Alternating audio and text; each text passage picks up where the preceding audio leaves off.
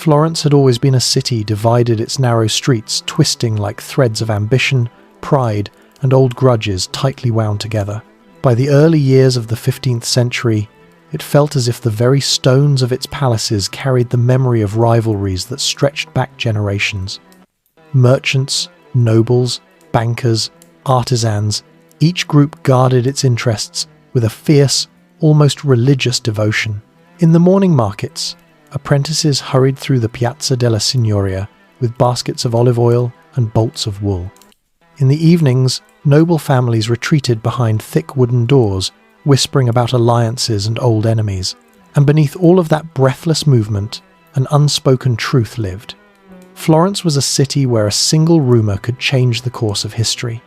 The city's political world was in constant motion, a restless sea stirred by the competing tides of the Guelphs, loyal to the papacy, and the Ghibellines, who favoured the Holy Roman Emperor. Even when the sharpest conflicts quieted, Florence remained a place where a single wrong word could ignite a feud.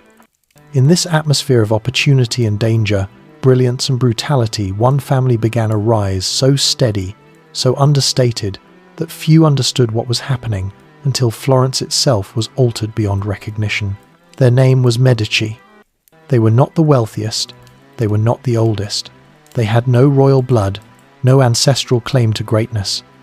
In a city where power traditionally belonged to men who brandished noble coats of arms, the Medici entered the political theatre from an unusual angle, not through conquest, but through calculation, trust, and the soft, patient accumulation of influence. And to understand how they rose, you must picture the Florence of their youth not as a Renaissance jewel, because that glittering age had not yet fully bloomed, but as a place hungry for stability, prestige, and prosperity. It was a city of bankers and dreamers, but also a city bruised by war, by plague, by factional strife that left citizens exhausted. People longed for something, or someone, capable of restoring a sense of direction. This is where the story begins, with a family who sensed that Florence was ready for a new kind of power, quiet, strategic, understated, and who, in their steady ascent, would help lift Western civilization into a golden age. The early Medici were known, at first, simply for their competence. Their patriarch in the 1300s, Giovanni di Bicci de' Medici, was not a man of spectacle. He did not throw lavish feasts. He did not parade through the streets with a procession of armoured men or nobles seeking his favour. Giovanni worked in the shadows of the banking houses, where ledgers whispered secrets far louder than swords. He understood something that few others did. Florence ran on credit, on loans, on the subtle flow of money through the hands of merchants, monarchs, and churchmen, and those who controlled this flow quietly, precisely could reshape the very bones of the city. Still, this understanding alone didn't guarantee success. Florence's bankers were many, sharp, and fiercely competitive. But Giovanni possessed the rare blend of prudence and genius that allowed him to make decisions others considered foolish, only to watch them become brilliant in hindsight. Time after time, when other bankers gambled too much or aligned with the wrong faction, Giovanni stepped aside, avoiding disaster with the same calm instinct that guided him through opportunity. He never sought to dominate Florence. He sought only to survive it, and perhaps to prosper. Yet in surviving, he laid foundations for something far greater. By the early 1400s, the Medici were wealthy enough to matter, but small enough to be underestimated. Giovanni's sons, especially Cosimo de' Medici, observed this carefully. They understood the power of invisibility. When nobles dismissed them or rival bankers mocked their humility, the Medici took note. Every insult was a reminder of the advantage they held. Their enemies were looking elsewhere. Meanwhile, Florence continued to seethe with political tension. Families like the Albizzi, the Strozzi, and the Pazzi fought relentlessly for dominance. They held public offices, commanded armies, and wrapped themselves in the bright flags of the Republic. But beneath their declarations of loyalty and honour, Florence's elite harboured endless suspicion of one another. Alliances formed and shattered with dizzying speed. Each powerful house believed itself essential to the Republic's survival. In this tumultuous world, the Medici advanced like mist through the morning valleys, subtle, nearly invisible, but persistent enough to change the landscape over time. The turning point came silently. Giovanni's banking practices had cultivated trust across the continent. Kings, cardinals, merchants, people who mattered, began relying on Medici capital for ventures that would determine the fate of kingdoms. In Florence, Giovanni funded citizens quietly during difficult years, forgiving debts, supporting guilds, protecting the poor from predatory lenders. His generosity appeared charitable, but it was also political architecture crafted with long-term purpose. Every act of mercy was a brick in a structure that would one day allow the Medici to stand above every rival. By the time Giovanni passed the reins to Cosimo, Florence no longer viewed the Medici as simply bankers. They were emerging as protectors, people who understood the needs of the city better than those who claimed to rule it. And yet Florence remained dangerous. It was a republic in name, but power concentrated in narrow circles. Elections rotated rapidly. Political offices were assigned by lot, and beneath the proud tradition of civic participation lay a relentless scramble for influence that wore citizens down. Rival families grew desperate. They saw the Medici rising and recognized the threat, even if the Medici still insisted they wanted no crown, no title, no domination. But Florence could feel the shift. The wool guilds, the merchants, the artisans who carved marble saints for the cathedral, all had begun whispering the name Medici with a sense of quiet gratitude. Something about their presence made Florence feel steadier, safer, more hopeful. Cosimo recognized this as clearly as he recognized the calculations in his ledgers. He understood the fragility of goodwill in a city so quick to violence, and he knew that one misstep, one moment of arrogance, one decision too bold could send his family tumbling into ruin. He walked slowly. He built networks. He listened more than he spoke. He made Florence feel seen. And yet, despite all his caution, a storm was already brewing. The Albizzi family, old, proud, deeply entrenched in Florentine politics, watched the Medici ascent with growing unease. They had fought too long to allow a family of bankers to eclipse them. Their resentment hardened into a plan. Though Giovanni had passed peacefully, his death had cleared the stage for Cosimo, and Florence's rivals believed they must act before the younger Medici grew too powerful. The Albizzi whispered in the councils, nudging Florence towards suspicion, weaving narratives in which the Medici threatened the Republic. They framed Cosimo's influence as a creeping tyranny. Their argument was seductive. If Florence allowed one family to gather too much loyalty, would that not endanger the Republic more than any foreign enemy? It was a familiar fear in a city that cherished its independence. Cosimo understood these shifting winds. He sensed the tightening noose, the carefully orchestrated strategy that aimed to cast him as a danger rather than a benefactor. And yet, with the patience he inherited from Giovanni, he did not lash out, he did not accuse. He simply kept building alliances where he could and strengthening the invisible networks that had become the Medici lifeline. But Florence was not easily soothed. By the mid-1432, the Albizzi had framed a case. Cosimo de' Medici was to be arrested. The charge? Tyranny. A plot to overthrow the Republic. The irony of this accusation, aimed at a man who avoided power as if it were a burning coal, was lost on no one, and yet it worked. Florence's councils, swayed by Albizzi influence, approved Cosimo's arrest. He was seized while attending a meeting in the Palazzo della Signoria, led to a room in the tower of the Palazzo Vecchio, and placed under guard. Florence gasped, and in the quiet of that cold stone chamber, Cosimo waited not with desperation, but with a calm certainty that the city itself would determine his fate. If Florence truly believed he was a tyrant, he would die. If the people of Florence still trusted the Medici, the city would find a way to save him. For days, Florence trembled. Merchants stopped in the streets, whispering updates. Women at market murmured prayers. Bankers paused their calculations, listening for news. Craftsmen carved marble more slowly, their hands trembling with worry. The city knew something seismic was unfolding. Cosimo was not executed. The Albizzi pushed for it, but the council hesitated. The Medici were too beloved by the ordinary people, too essential to the city's trade and stability. Instead, Cosimo was sentenced to exile.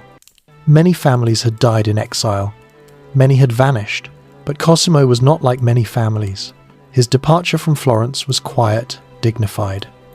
He rode out, not as a defeated man, but as someone who understood he would return. And as he crossed the hills that overlooked the city, Florence felt a strange unease, as if it were watching its own heart leave its chest. Because somewhere deep within the city's intricate labyrinth of alleys and stones, a truth was emerging.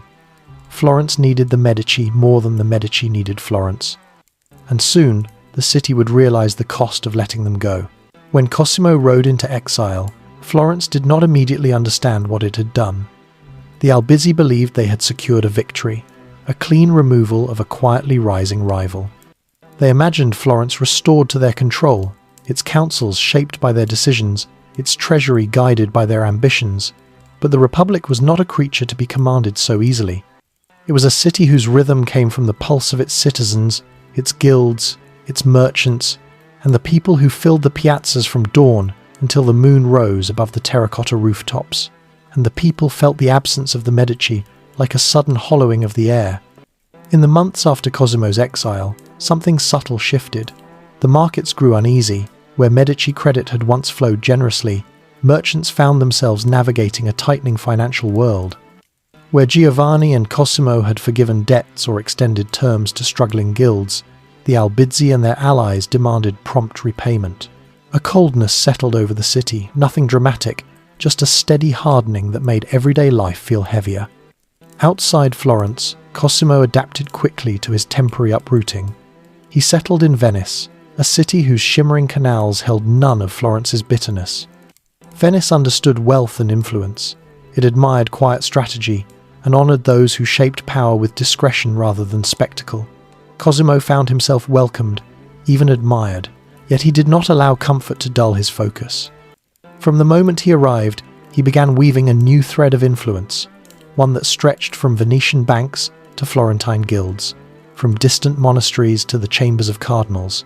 He sent letters, discreetly and sparingly. He funded certain guilds in Florence through intermediaries. He offered loans to families who found themselves pressured by Albizzi allies.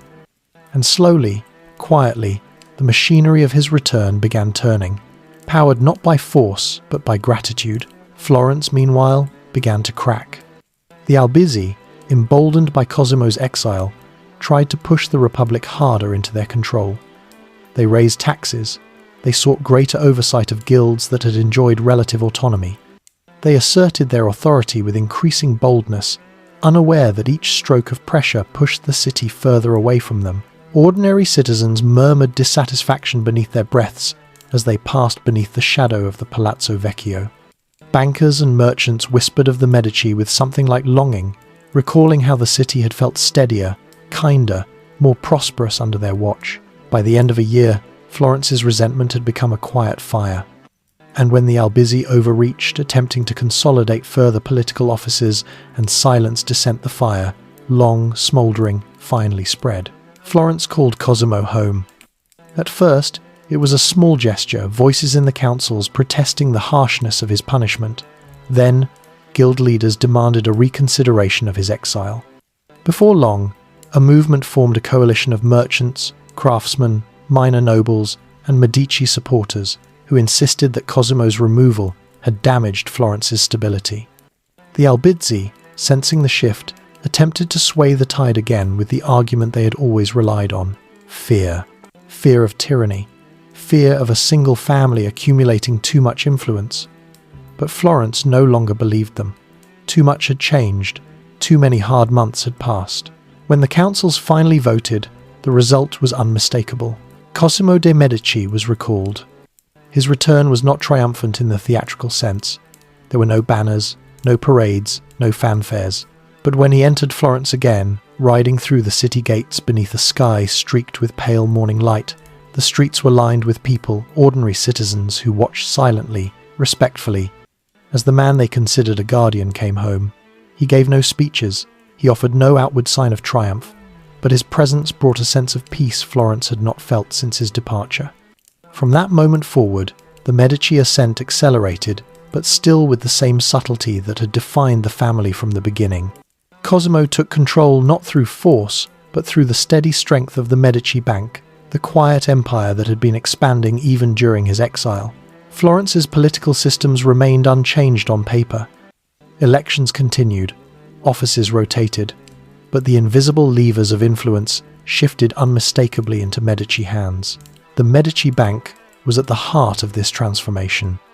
In a world where monarchs waged wars they could not afford, where the papacy required constant financial partnerships, and where cities like Florence depended on the circulation of credit, the Medici had become indispensable. Cosimo understood this deeply. He did not simply lend money, he cultivated relationships. He offered terms that allowed allies to rise and enemies to falter. He built a banking network that stretched across Europe from London to Bruges, from Avignon to Rome. In these outposts, Medici agents operated with a mixture of discipline and flexibility. They managed accounts for kings, bishops, merchants, and wealthy families. They navigated the volatile politics of the papal court, where loyalty could shift as quickly as a cardinal's ambition. They traded in precious metals, foreign currencies, spices, cloth, and indulgences. And through this vast network, the Medici exerted a power far stronger than the sword. One of the bank's most critical innovations was its ability to handle currency exchange. Medieval Europe was a patchwork of coins, each with its own value, weight, and reliability. Traveling merchants needed trustworthy bankers to manage their transactions, and the Medici excelled at this.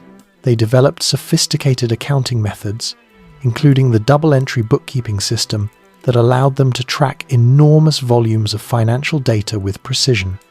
This system, though not invented by the Medici, found one of its greatest refinements in their hands. Their banking houses also specialized in handling the papacy's finances, a responsibility that later proved both lucrative and perilous. When the Medici secured control of the papal treasury under Pope John XXIII, their influence soared, but it was under Giovanni and Cosimo that their hold deepened, setting the stage for Medici power in Rome that would have profound consequences for Europe. As the bank grew, so did Florence. Credit flowed more freely. Artisans found patrons. Guilds flourished. Construction projects transformed the skyline. The Medici understood that wealth, when shared strategically, became loyalty. Cosimo invested in Florence as if the city itself were a member of his family. He funded public works, restored monasteries, repaired bridges, and provided food for the poor during difficult winters. This was not charity for its own sake, it was the architecture of trust, and Florence trusted him. Still, the Medici knew that banking alone could not secure their future. Florence was a republic, and politics remained unpredictable. The Albizzi and other rivals might have been weakened, but they were not extinguished. Power in Florence had a way of shifting suddenly, like wind changing direction over the Arno River. Cosimo needed something deeper than wealth.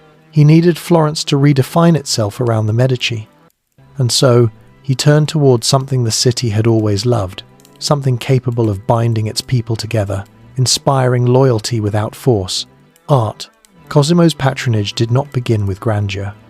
He started with modest commissions supporting young artists, funding small chapels, sponsoring architectural projects that improved the city's appearance without drawing excessive attention. But as Florence grew more stable, the scale of his patronage expanded. Cosimo saw art not as decoration, but as a force capable of shaping the soul of a city. He supported Brunelleschi, whose dome for Santa Maria del Fiore became one of the great marvels of the age. He patronized Donatello, whose sculptures blended classical inspiration with emotional depth. He encouraged scholars to gather in Florence, reviving ancient texts and studying the wisdom of Greece and Rome. He founded libraries, funded monasteries, and invited thinkers from across Europe to contribute to Florence's growing intellectual renaissance. The Medici Bank made this possible. Its profits became the lifeblood of Florence's transformation, and people noticed. They noticed the quiet generosity with which Cosimo acted. They noticed the way he avoided titles yet carried influence known to every street. They noticed that under his watch, Florence felt prosperous, stable, and full of promise. This was the brilliance of the Medici strategy: power without spectacle, authority without tyranny, leadership without a crown.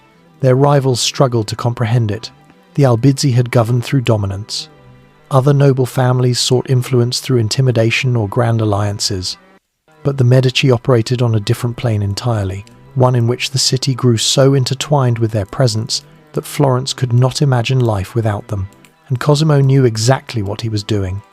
He continued expanding the bank, establishing deeper ties with Europe. He cultivated friendships in Milan, Naples, Venice, and especially Rome. With each passing year, the Medici Bank became not merely successful, but essential to the functioning of governments and the ambitions of kings. Through this wealth, Cosimo gained something more powerful than soldiers: information. Letters travelled constantly between banking houses. Reports on political movements, changing alliances, military preparations, or financial crises flowed into Medici hands ahead of almost anyone else. Cosimo read the world through these reports, understanding Europe's shifting terrain with precision that allowed the Medici to navigate dangers others never saw coming. And yet, despite all of this growing influence, Cosimo remained outwardly humble. He did not flaunt his authority. He walked the streets of Florence like any other citizen, his cloak simple, his household modest. He hosted gatherings not of nobles, but of artists, scholars, and friends. He understood that power wrapped in modesty became more durable than power wrapped in extravagance. By the time Cosimo reached the height of his influence, the Medici Bank was the largest in Europe. Florence had become the beating heart of the Renaissance, and the Medici, still without official titles, had become the quiet rulers of the Republic. Their banking empire had reshaped not only the city's fortunes, but also its identity. And though Cosimo understood the fragility of such influence, he also understood something more profound. Florence was no longer divided in the way it once had been. Because at its center, binding merchants, bankers, artists, scholars, and ordinary citizens, stood a family who had transformed money into trust, trust into loyalty, and loyalty into a legacy that would soon become unstoppable. Cosimo's rise had reshaped Florence, but the man himself remained something of a quiet enigma. Those who saw him in the streets described him as unassuming, tall, dignified, often deep in thought, yet with the calm presence of someone who did not need to prove anything. His power was not worn like armor, it travelled with him like a shadow, subtle but undeniable. And yet, beneath this calm exterior lived a mind of astonishing strategic depth, a man who anticipated threats not through paranoia, but through patience, and who understood people more keenly than his rivals ever managed. Florence knew him as a benefactor, artists knew him as a patron, merchants knew him as a stabilizing force.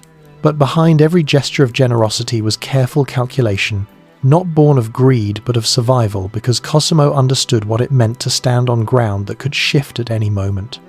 Florence was a republic in name, a battlefield in truth. It was a place where the wrong alliance could end a life, where power was never fully secure, where fortunes could vanish with a single vote in the Signoria. So Cosimo crafted his influence the way Brunelleschi shaped stone deliberately, precisely, brick by thoughtful brick. After his return from exile, Cosimo stepped into his role not as ruler.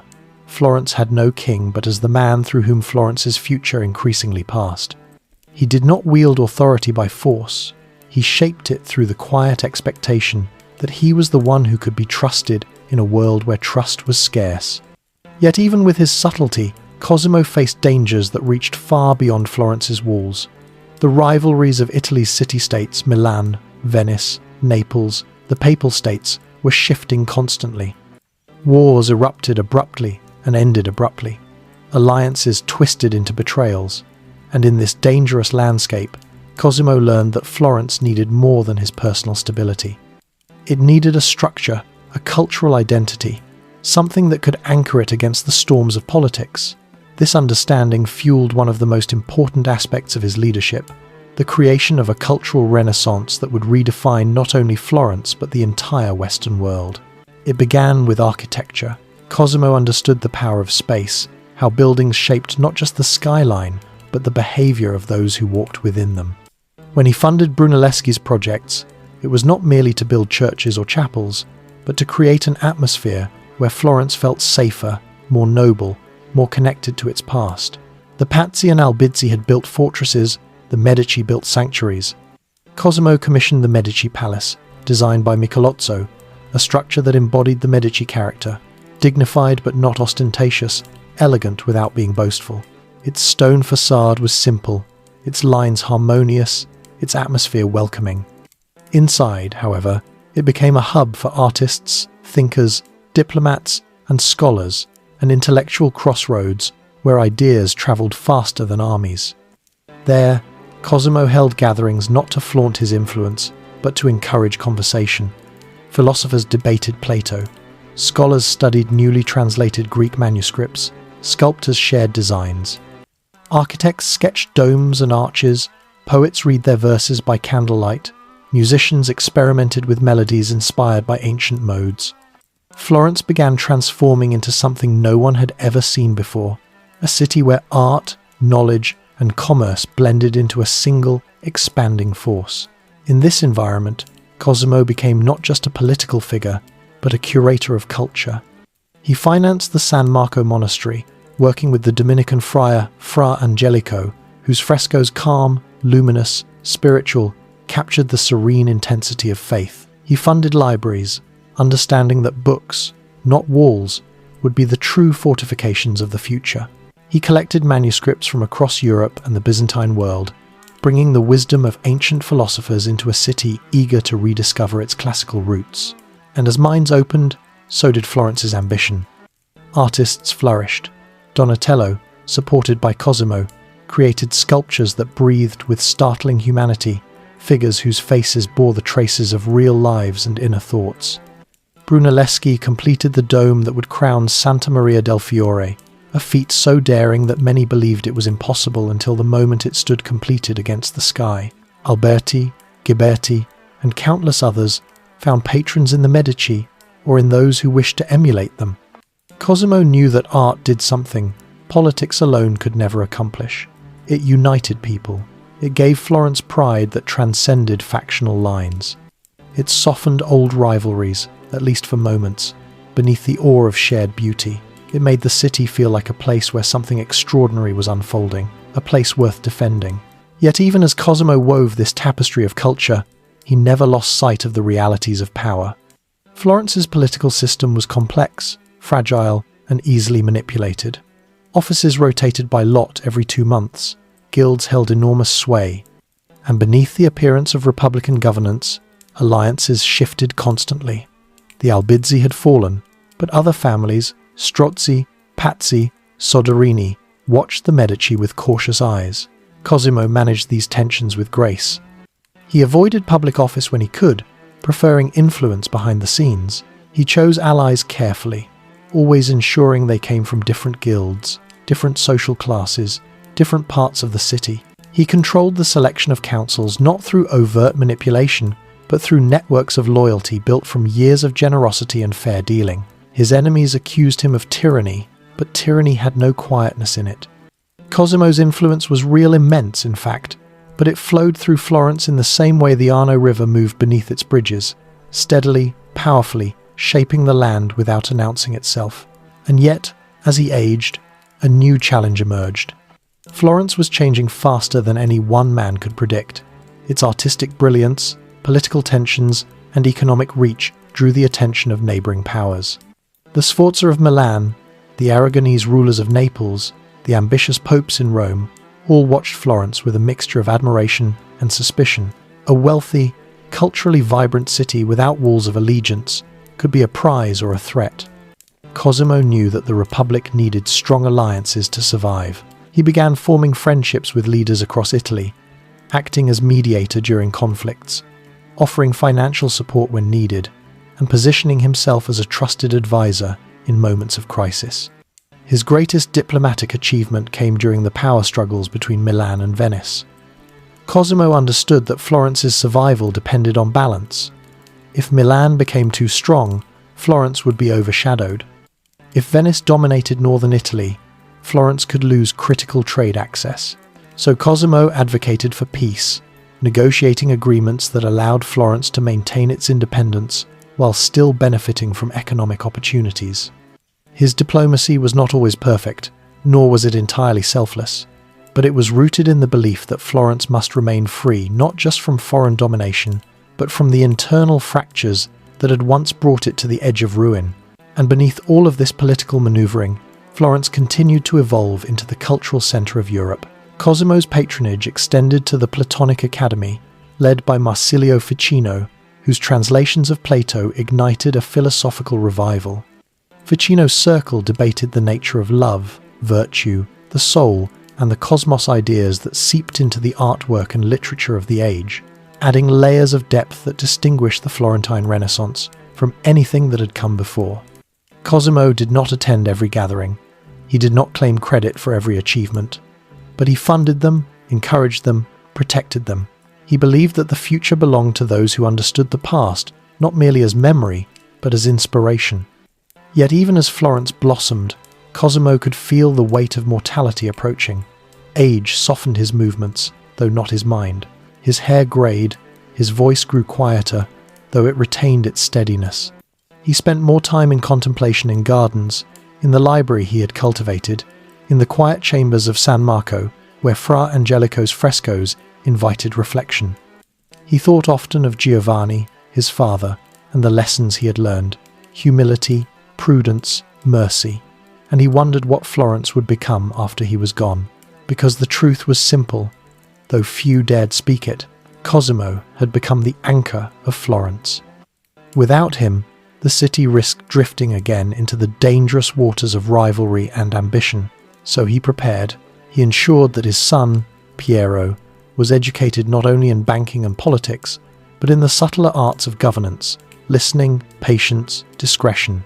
Piero was not as strong as Cosimo, physically or in temperament, but Cosimo shaped a network around him, ensuring that Florence would not shift abruptly when the reins passed to the next generation. He strengthened ties with Milan, with Rome, with merchant families across Europe. He expanded the Medici Bank further, solidifying the family's position at the centre of continental finance.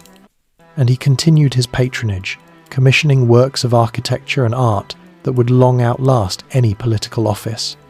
When Cosimo finally felt his health slipping beyond recovery, he withdrew from public life quietly as he had lived. He died in 1464, surrounded by family, leaving behind a city transformed. Florence wept. They buried him in San Lorenzo, the church he had helped rebuild, in a tomb marked not by excessive wealth, but by the simple inscription, Pater Patriae, Father of the Fatherland. The title was not given lightly. It marked the undeniable truth that Cosimo de' Medici had not merely ruled Florence, he had remade it. Through banking, diplomacy, patronage, and a lifetime of steady influence, he had given Florence its identity, its brilliance, its future. But his death was not an end. It was a threshold, because the Medici story, still in its early chapters, would soon accelerate into an age of unprecedented splendour and unprecedented danger under the leadership of the man who would be remembered as one of the greatest figures in Western history, Lorenzo the Magnificent. Patronage and the birth of Renaissance brilliance. Florence moved differently after Cosimo's death, as if the city were breathing in the memory of the man who had steadied it for decades. But grief did not stall its momentum. Instead, it pushed Florence forward into the hands of the man who would turn its blossoming Renaissance into a radiant, unstoppable force.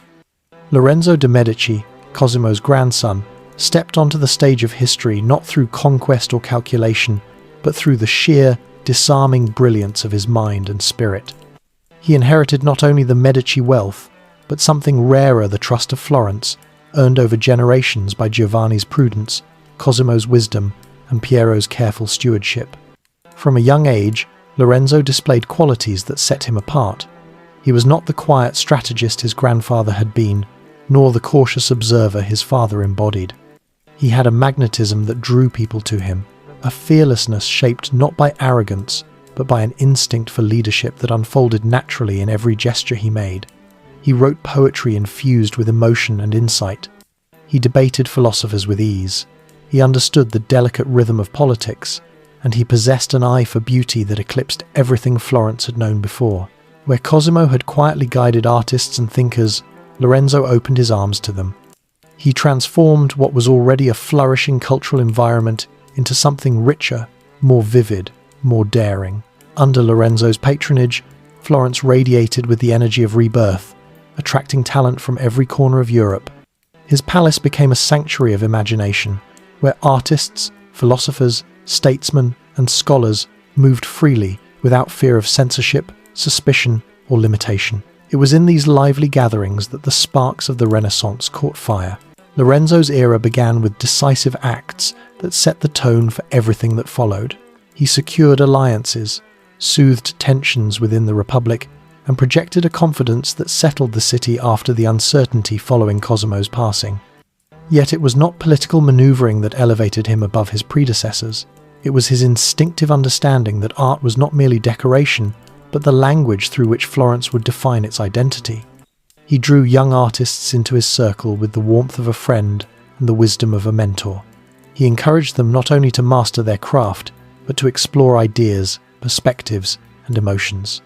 He treated them as equals, as companions on a shared journey into the unknown possibilities of human expression.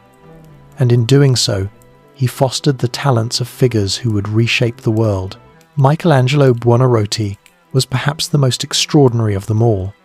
Lorenzo noticed him when he was still a boy 10, perhaps 11, sculpting figures from marble with a sensitivity that seemed impossible for such young hands. Lorenzo invited him to live in the Medici Palace, where Michelangelo grew in the presence of philosophers, poets, and artists. He studied classical sculptures from the Medici gardens, absorbing their harmony and power. He listened to Ficino and Poliziano debate the nature of existence, of beauty, of the human soul. It was a childhood steeped in the very essence of the Renaissance, and it shaped Michelangelo into the genius the world now remembers. But Lorenzo's patronage did not end with one prodigy. He supported Sandro Botticelli, whose delicate brushwork brought mythological visions to life in ways no artist had attempted before. Under Medici encouragement, Botticelli created works that blended classical mythology with Christian spirituality, creating images that shimmered with symbolism and emotion. The Birth of Venus, the Primavera, and countless other masterpieces reflected the intellectual climate. Lorenzo cultivated one where ancient stories found new meaning in the hands of artists, unafraid to explore beauty as a form of truth. Florence became a city in conversation with itself. Architects debated balance and proportion. Sculptors experimented with human anatomy, light, and shadow. Scholars revisited ancient texts, not as dusty relics but as living sources of knowledge. Frescoes adorned chapels with a clarity and emotional depth that transformed worship into visual experience. Musicians explored harmonies inspired by classical modes, filling palaces and churches with melodies that resonated like prayers carried on the wind. And through it all, Lorenzo guided Florence with a sense of purpose that maintained the fragile stability Cosimo had built. Rival families watched with caution, but Lorenzo's charm disarmed even his critics. He had a talent for turning enemies into reluctant allies, for diffusing tensions with humor, generosity, or well-timed intervention. His leadership style was not one of dominance, but of inclusion. He made Florence feel as though it were rising with him. The Platonic Academy, revived under Cosimo, reached its height under Lorenzo. Ficino's philosophical circle expanded, discussing the nature of love, virtue, and the human connection to the divine.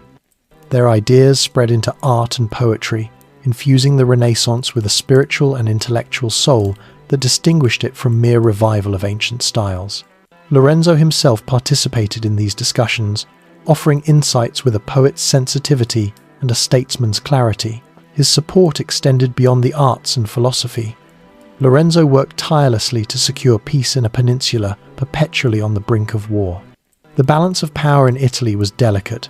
Milan, Venice, Naples, and the Papal States all sought advantage, often at the expense of their neighbours. A single miscalculation could plunge the region into chaos, but Lorenzo understood diplomacy with the same intuitive brilliance he brought to patronage. His greatest achievement in this realm was the Peace of Lodi, a treaty that brought temporary stability to Italy and allowed the Renaissance to flourish without the constant shadow of invasion. He acted as mediator, advisor, and negotiator, using the Medici Bank's influence and Florentine prestige to guide discussions. While the peace was not perfect, it was enough to grant Italy decades of relative calm, a rare gift in a land defined by rivalry. With political tensions eased, Florence's energy poured even more strongly into its cultural flowering. Under Lorenzo, Festivals transformed the streets into celebrations of myth, music, and artistry.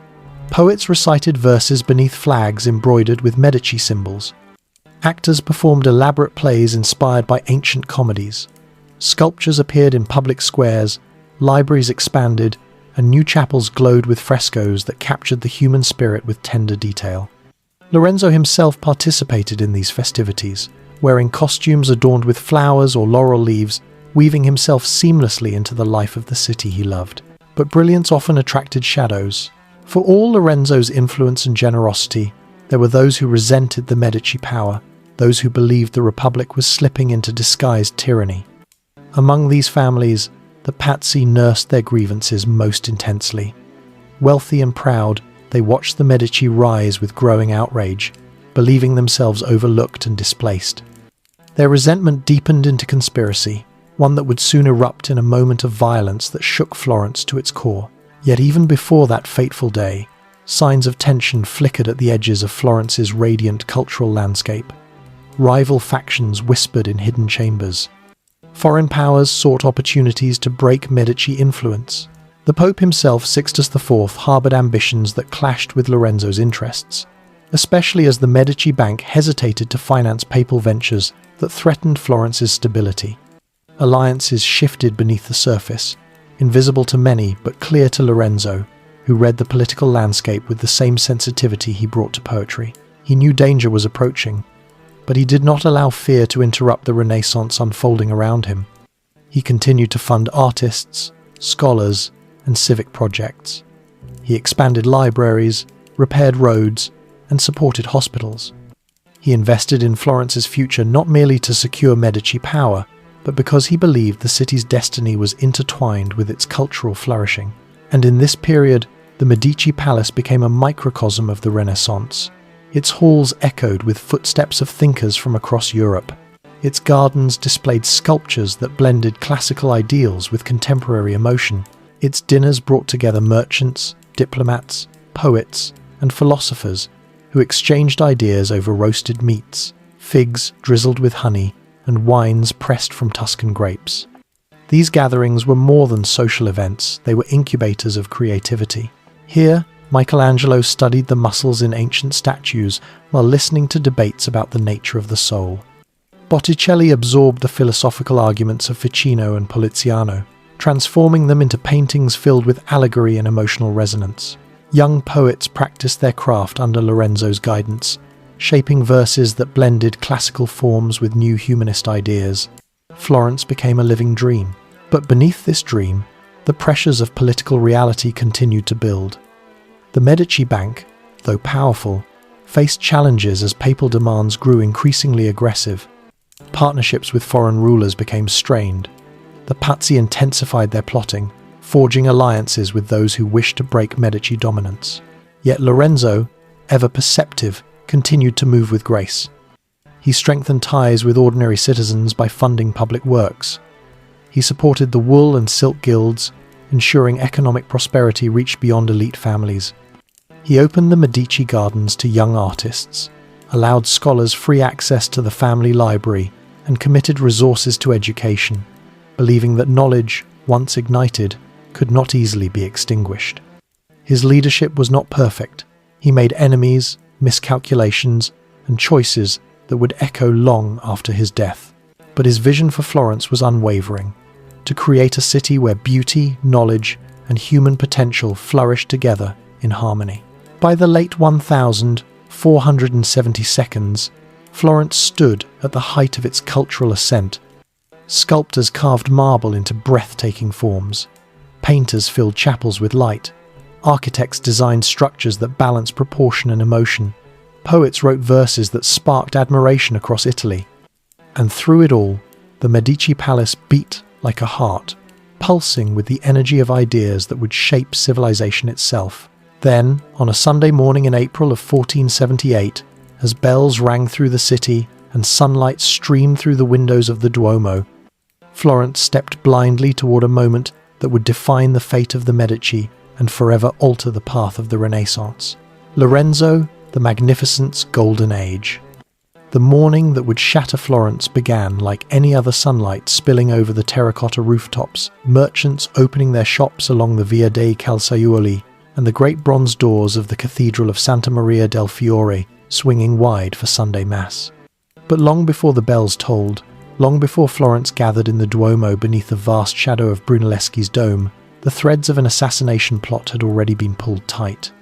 Yet to understand the full magnitude of what was about to unfold, one must first understand the world Lorenzo de' Medici had built, the brilliant, intoxicating, and precarious golden age that made him one of the most extraordinary figures in history.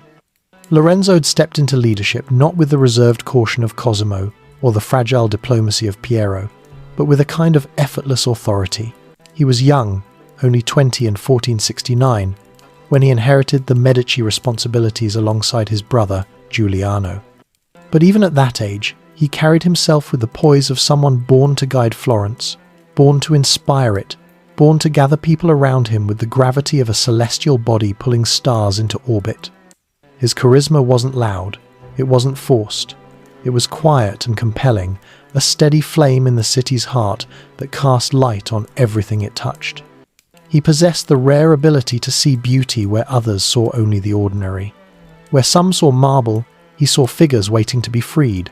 Where others saw simple pigments, he saw worlds waiting to be born. Where others saw political danger, he saw opportunity for diplomacy.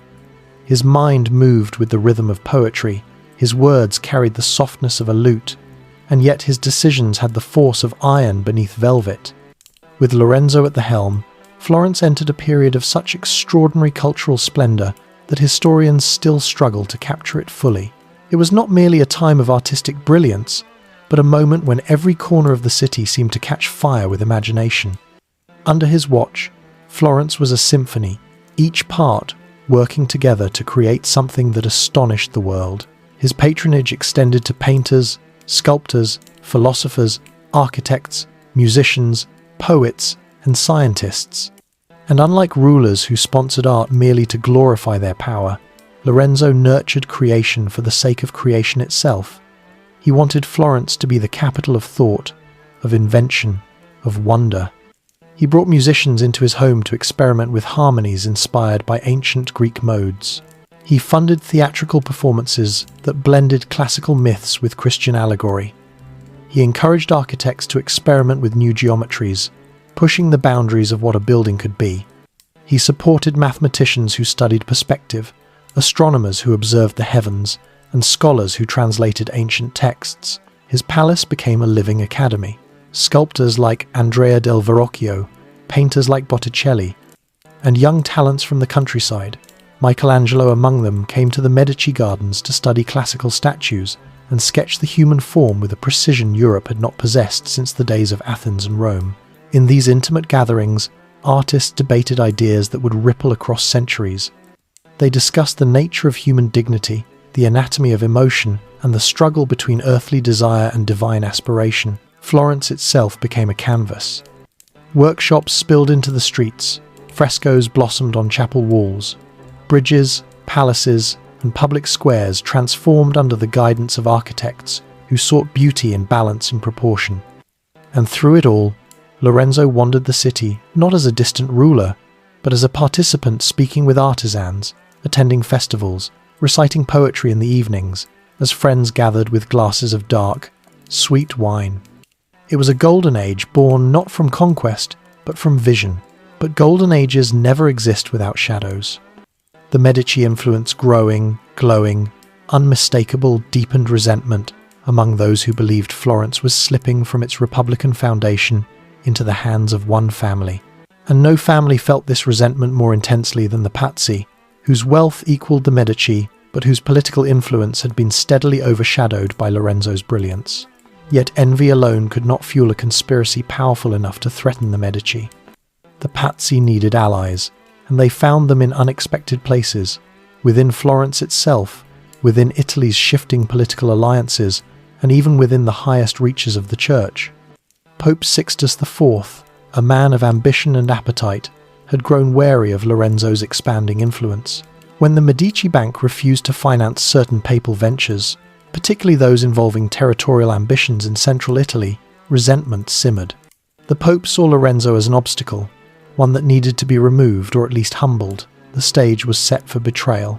Still, Florence remained blissfully unaware, drifting through the final days of peace with the same vibrant energy that had defined Lorenzo's early rule.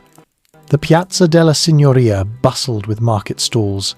The Arno shimmered beneath the arches of the Ponte Vecchio, and the city's artisans worked late into the night, illuminated by lanterns that flickered like fireflies against the stone.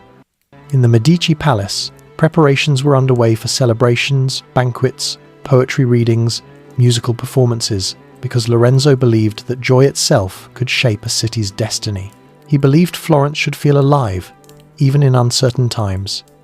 On the morning of the 26th of April, 1478, Florence awoke to a sky so clear it seemed like an omen of peace. Families dressed in their best clothing and made their way to the Duomo for High Mass. The cathedral's interior filled with murmured prayers, the scent of incense drifting upward into the cavernous dome. Lorenzo entered with his usual quiet dignity.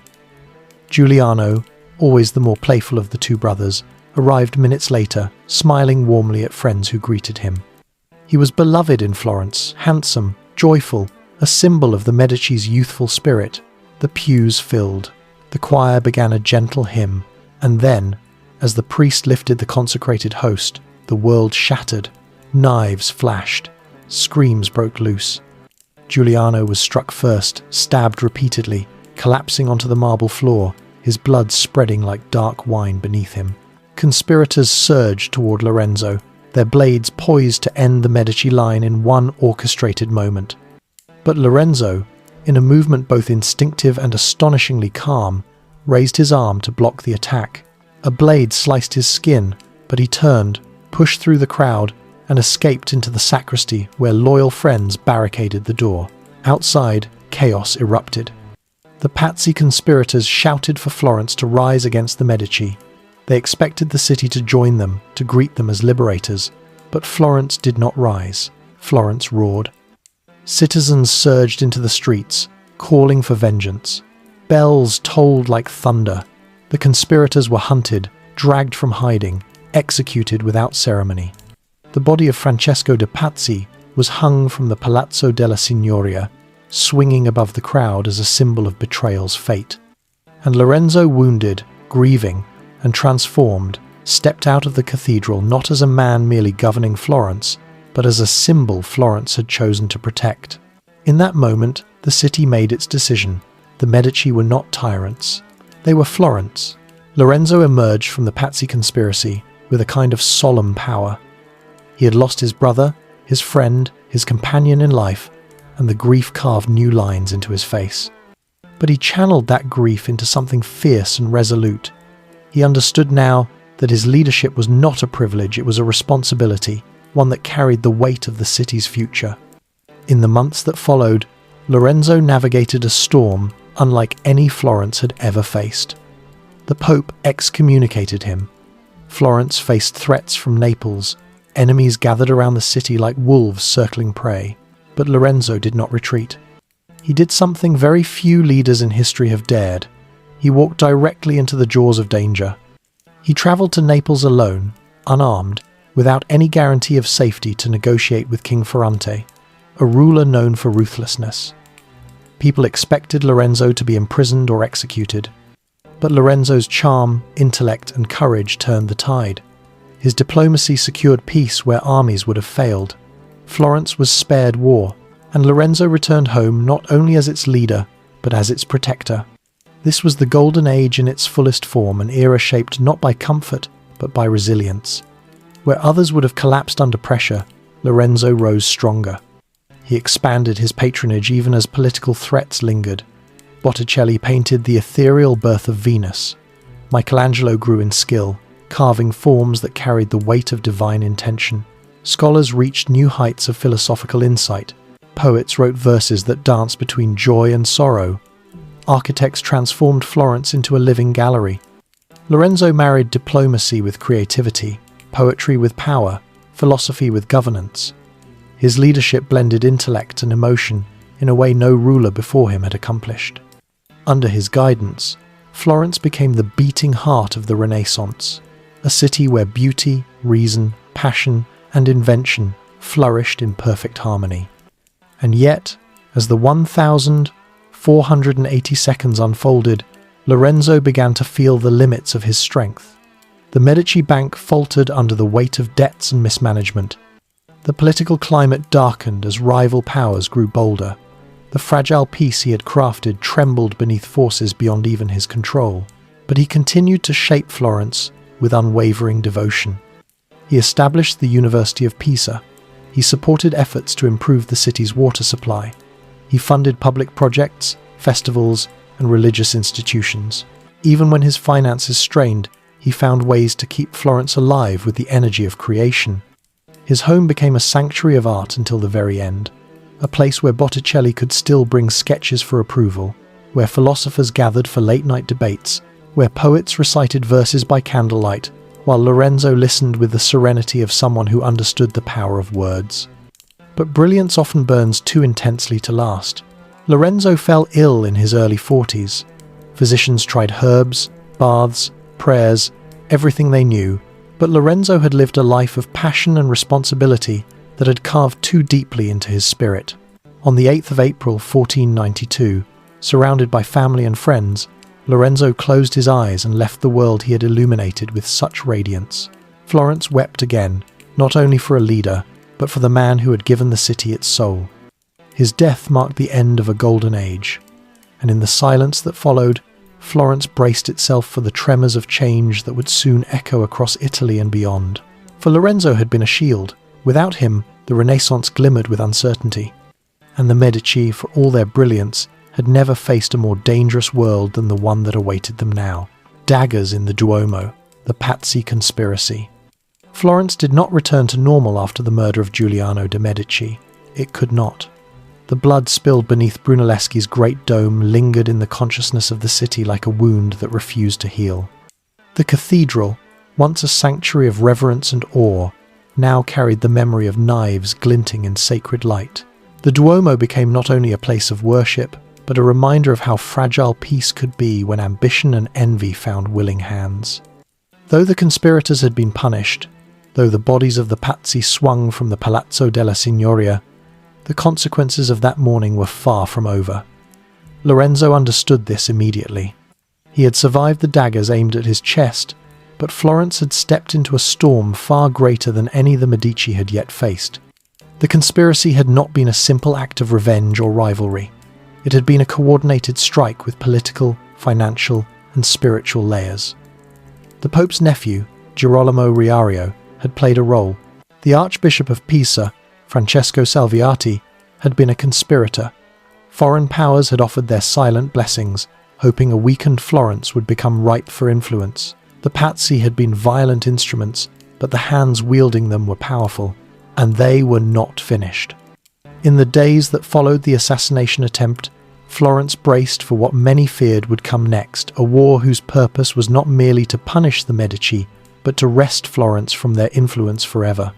Rumours spread, papal armies gathering, the Kingdom of Naples preparing troops, allies wavering, enemies emboldened. Lorenzo stepped into action with a clarity born of necessity. He began by stabilizing Florence from within. The powerful families that had once challenged Medici influence now understood that the survival of the Republic itself was at stake.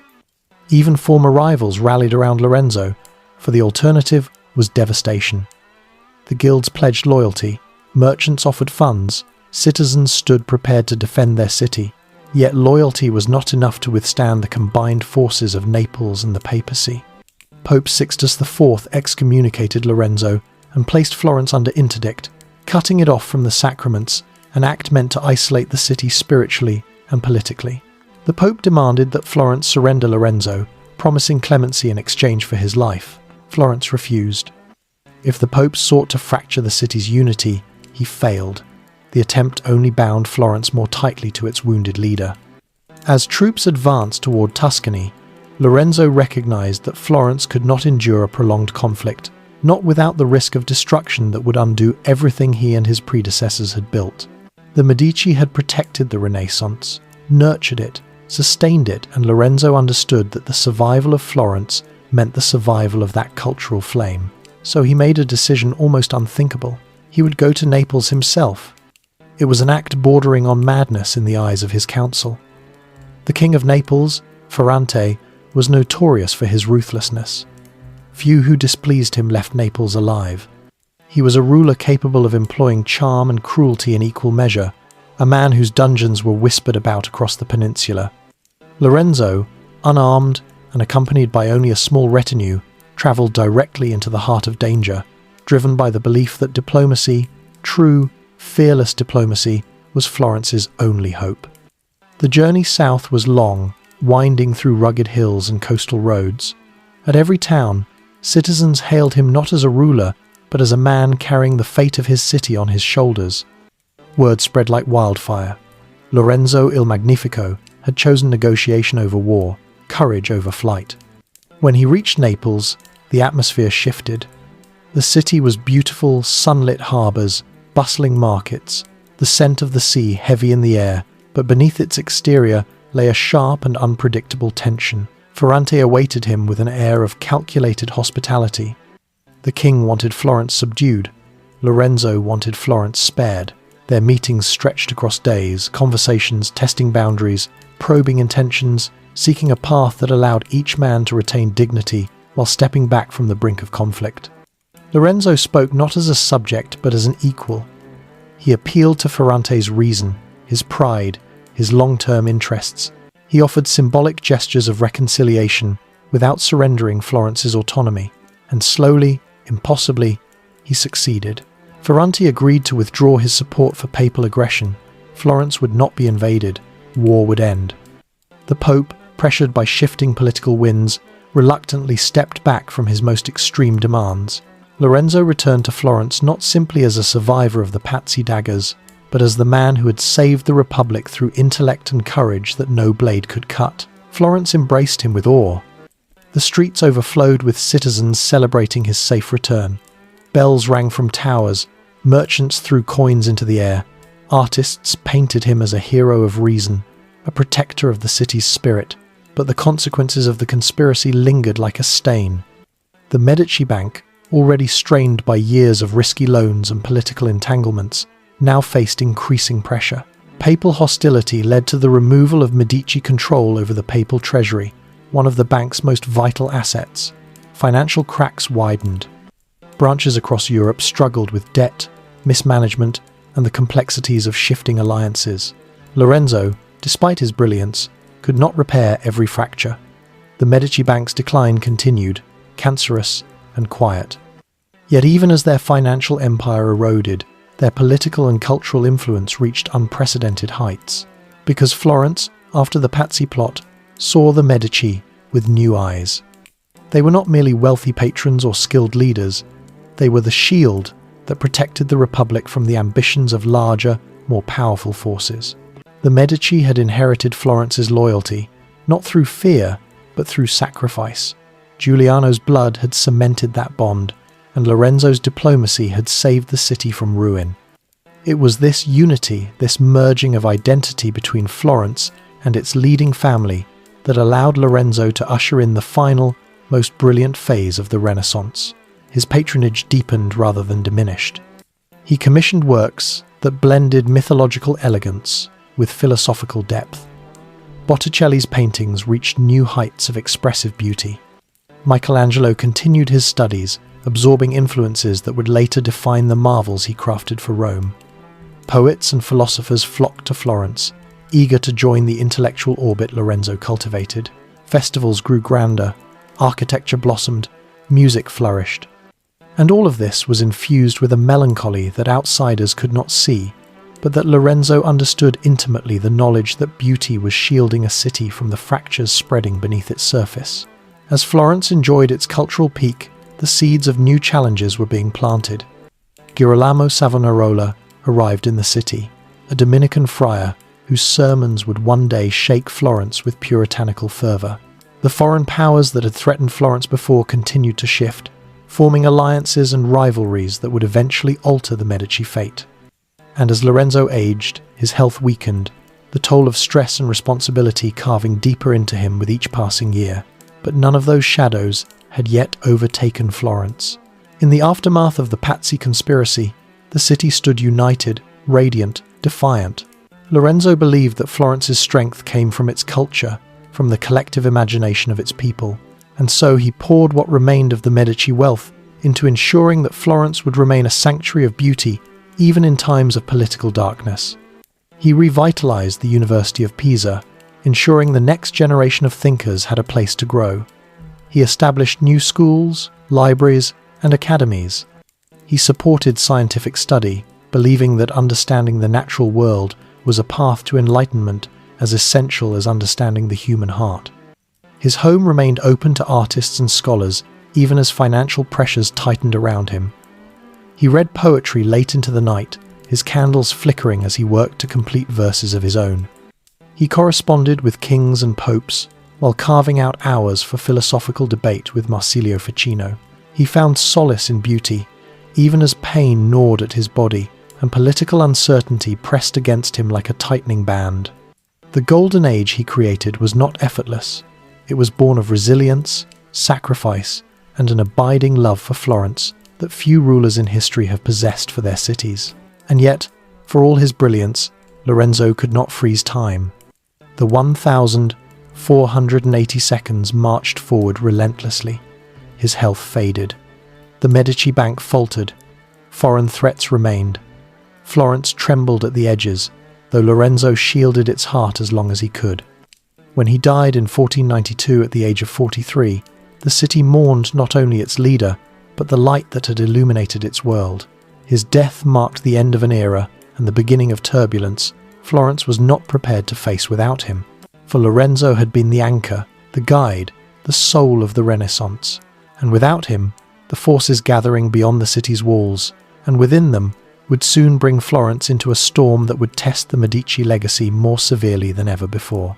Decline and exile after Lorenzo. Lorenzo's death in 1492 fell upon Florence like the extinguishing of a star. For decades, his brilliance had illuminated the city's path, guiding it through political storms, elevating its culture, and binding its people with a sense of shared destiny.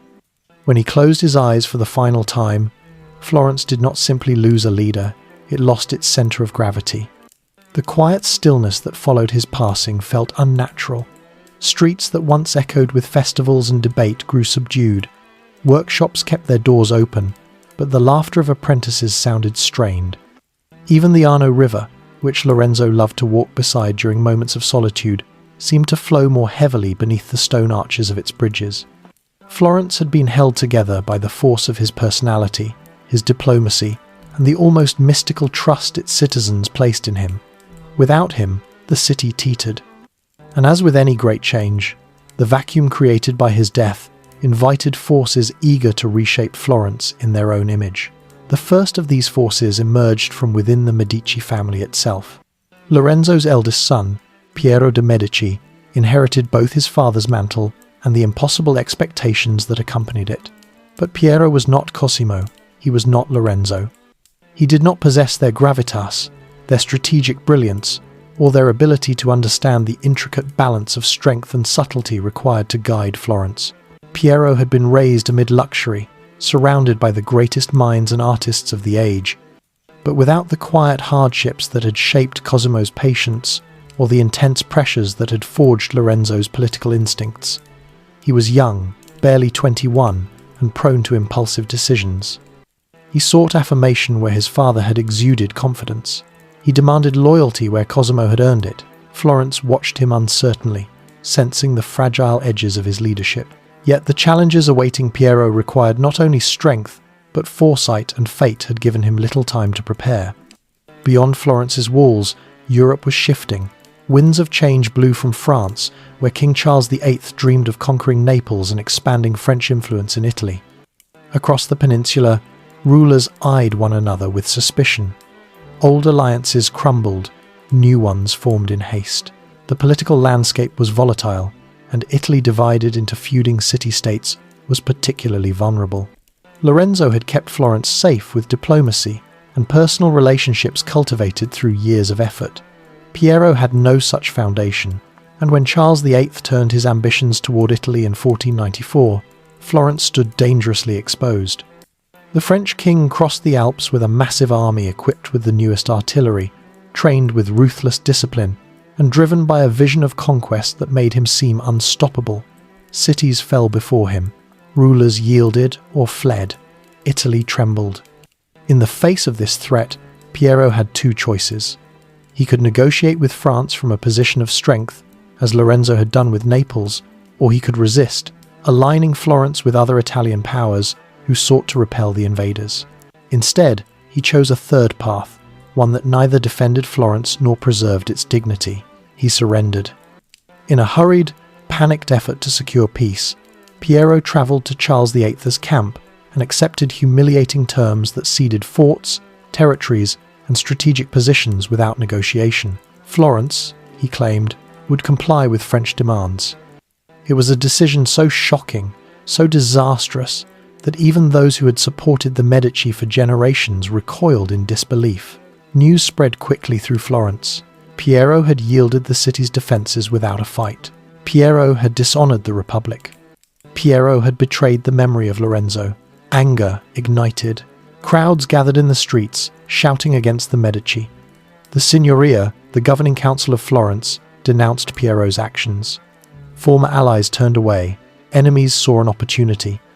And the fragile trust that Cosimo and Lorenzo had spent decades cultivating disintegrated in a matter of hours. When Piero returned to Florence, expecting relief or congratulations, he found the gates barred. The city that had adored his father now rose in fury against the sun. The cry echoed through the piazzas, "Down with the Medici!" And for the first time in 60 years, Florence expelled the family that had become synonymous with its identity. Piero fled through back streets with a handful of loyal supporters, leaving behind the palaces, artworks, and legacy his ancestors had built. His brothers and relatives scattered. Medici allies hid or renounced their loyalty. And Florence, once shaped by Medici guidance, entered a new chapter, one that promised upheaval rather than stability. Into this power vacuum stepped a figure who had watched Florence's splendour with growing alarm, a man whose voice had thundered through the city's pulpits with warnings of vanity, sin, and impending judgment. Girolamo Savonarola. The Dominican friar had arrived years earlier, preaching austerity in a city that revelled in art and luxury. He denounced the excesses of the Medici, the corruption of the church, and the moral decay of Florence. Many dismissed him at first, but over time, as economic troubles grew and political uncertainties multiplied, his fiery sermons gained traction. After Lorenzo's death, Savonarola's influence expanded dramatically. He spoke to Florence's fear, offering visions of divine purification, moral renewal, and a city reborn in righteousness. When Piero fled, Savonarola stepped into the resulting void not as a ruler, but as a voice powerful enough to steer the Republic. Under his influence, Florence experienced a transformation unlike anything in its history. The Republic was restored. The Medici were declared traitors and banned from the city. Their property was seized, their symbols removed from public buildings, their images defaced. The Medici palace was stripped of treasures that had once inspired Europe, and many works were lost, hidden, or destroyed. But Savonarola's rise was not merely political, it was cultural. He called for a rejection of vanity, luxury, and worldly temptation. His followers, many of them fervent young men known as the Piagnoni, patrolled the streets, urging citizens to abandon the decadence that had defined Medici Florence. Artists were pressured to paint religious themes. Poets were encouraged to write devotional verses. Books, cosmetics, jewellery, and paintings deemed immoral were gathered in the streets. In 1497, Florence witnessed the infamous bonfire of the vanities, where objects associated with pleasure or pride were thrown into towering flames in the Piazza della Signoria. Mirrors, musical instruments, books, paintings, gowns, all sacrificed in a frenzy of purification. It was an act that symbolized the radical shift from the Medici's golden age to Savonarola's purifying fire. Yet not all Florentines embraced this new order. Many mourned the vibrancy of the Renaissance, the flourishing of ideas, the freedom of expression. Artists felt the weight of censorship. Merchants suffered from economic instability. Families who had thrived under Medici patronage now faced uncertainty. The city felt as if it were shrinking, contracting inward under the burden of moral rigor. And beyond Florence, powerful enemies watched Savonarola with suspicion. The Pope excommunicated him. Rival factions plotted against him. The Republic fractured between those who loved him and those who feared he was leading Florence into ruin. By 1498, the city reached a breaking point. A violent uprising erupted. Savonarola's supporters clashed with his enemies in the streets, and when the dust settled, the friar who had once seemed invincible found himself arrested, tortured, and finally condemned. He died the way many revolutionaries do, betrayed by the very city he believed he had saved. His body, along with those of two followers, was hung from a cross in the Piazza della Signoria, then burned. The ashes were scattered into the Arno, as if Florence hoped to cleanse itself of the turmoil that had consumed it. But the Medici did not return. Not yet. Florence attempted to govern itself as a republic once more, but without the steadying hand of the Medici or the unifying force of Lorenzo's brilliance, the city drifted. Economic instability worsened. Factional rivalries reignited. Foreign powers continued to interfere. Florence became a pawn in the larger conflicts that engulfed Italy as France, Spain, and the Holy Roman Empire vied for dominance. In exile, the Medici watched these developments with conflicting emotions, anger, sorrow, and a burning desire for redemption. Piero, disgraced and wandering through the courts of Europe, died in obscurity in 1503. His brother Giovanni, destined for greatness, studied theology. Another brother, Giuliano, forged alliances abroad. Medici supporters in Florence worked quietly, waiting for the moment when the city's longing for stability would outweigh its resentment. And slowly, inevitably, Florence began to feel the loss of the Medici. The city had pushed them away in anger, but it could not escape the truth. The Medici had been its anchor, its protectors, its visionaries, and without them, Florence found itself drifting through storms it no longer knew how to weather. The return of the Medici was not far off. But when it came, it would not be through the quiet diplomacy of Cosimo or the charismatic brilliance of Lorenzo.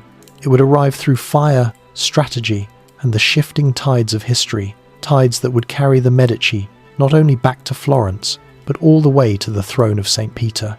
Return through fire and strategy. Florence had always been a city of fierce beauty and sharper contradictions, a place where the brilliance of human imagination lived side by side with the ruthless instincts of power. After the death of Lorenzo the Magnificent, those contradictions widened into fractures. The Republic tried desperately to steady itself first under Savonarola's burning sermons, then under unstable councils that rose and fell like waves in storm-tossed water. But Florence, without the Medici, was a ship adrift. Battered by winds, it no longer had the strength to resist. Florence had driven out the family who had shaped its golden age, but in doing so, it had severed its own anchor. And as the years crept forward, as wars churned across Italy and foreign kings turned their eyes toward the peninsula, Florence began to understand the painful truth it had once refused to speak aloud. The Medici were gone, but the need for them had never left. The exile that had begun in fury soon became a wandering saga, one shaped by shifting alliances, the ambitions of foreign powers, and the quiet resilience of the Medici themselves. Giovanni de' Medici, the son of Lorenzo, had been only a boy when the family fled Florence. He had seen the gates close behind them, watched the city shrink in the distance, and carried that memory like a carved stone in his heart, hard, cold, and unforgettable. Giovanni was not like his brother Piero, whose thoughtless surrender had shattered the Medici's reputation. Nor was he like Lorenzo, whose brilliance illuminated everything around him. Giovanni was something else entirely, disciplined, observant, and patient. He had been groomed not to rule Florence, but to serve the church, for Lorenzo had seen in him a sharp mind and a temperament suited for ecclesiastical influence. Now, in exile, that path became the Medici's unexpected lifeline. While Florence struggled under republican experiments that buckled with each shift of political wind, Giovanni studied quietly in Rome, absorbing the rhythms of church power, its councils, its intrigues, its financial machinery. He did not seek attention, he did not wear his name as a banner, He simply learned. In doing so, he built a foundation stronger than any treasury Florence had once controlled, for the Church of Rome was the greatest web of influence in Europe, and Giovanni was learning how to move inside it, like a man weaving himself into the walls of a labyrinth. His brother Giuliano, meanwhile, moved across courts in France and elsewhere, cultivating friendships, soft alliances, and the sympathy of kings who admired the Medici legacy. Giuliano possessed the warmth that Piero had lacked, a gentleness that drew people close. And though he did not inherit Lorenzo's brilliance or Cosimo's strategic touch, he carried a name that still resonated across Europe like a half-remembered melody. Even in exile, the Medici never fully vanished from the stage, they simply shifted where their power grew. Meanwhile, Florence grew weary. The Republican government, plagued by factionalism, found itself constantly pulled between the competing influences of France and the Holy Roman Empire.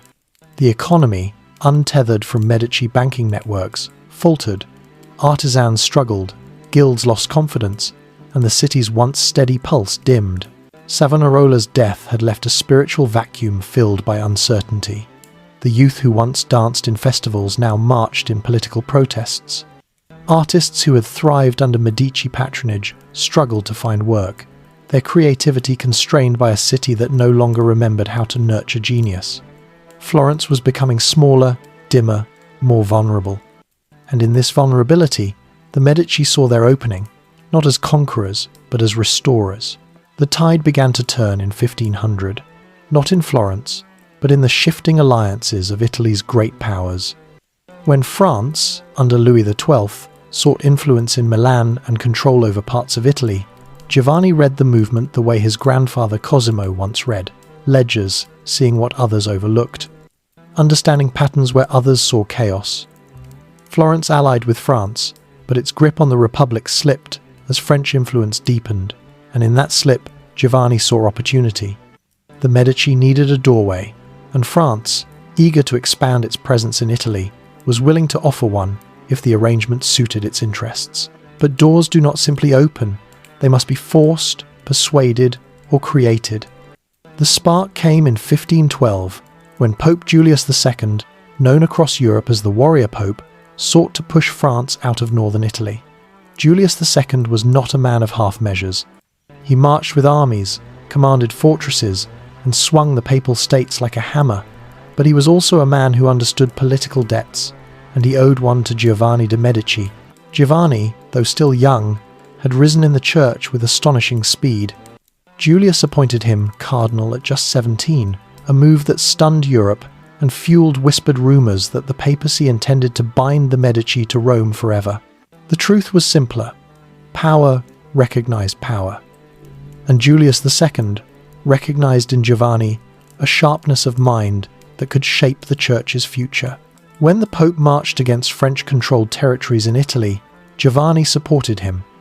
And when Florence wavered in its allegiance, fearing the consequences of opposing France, the Pope made a decision that would alter the fate of the Republic forever. The Medici were to return to Florence, backed not by charm or diplomacy this time, but by papal armies. The day the papal Spanish coalition marched toward Florence, the city felt the tremors before the soldiers were even visible on the horizon. Citizens fled to their homes, merchants shuttered their stalls, and the Republican leaders scrambled to hold Florence together.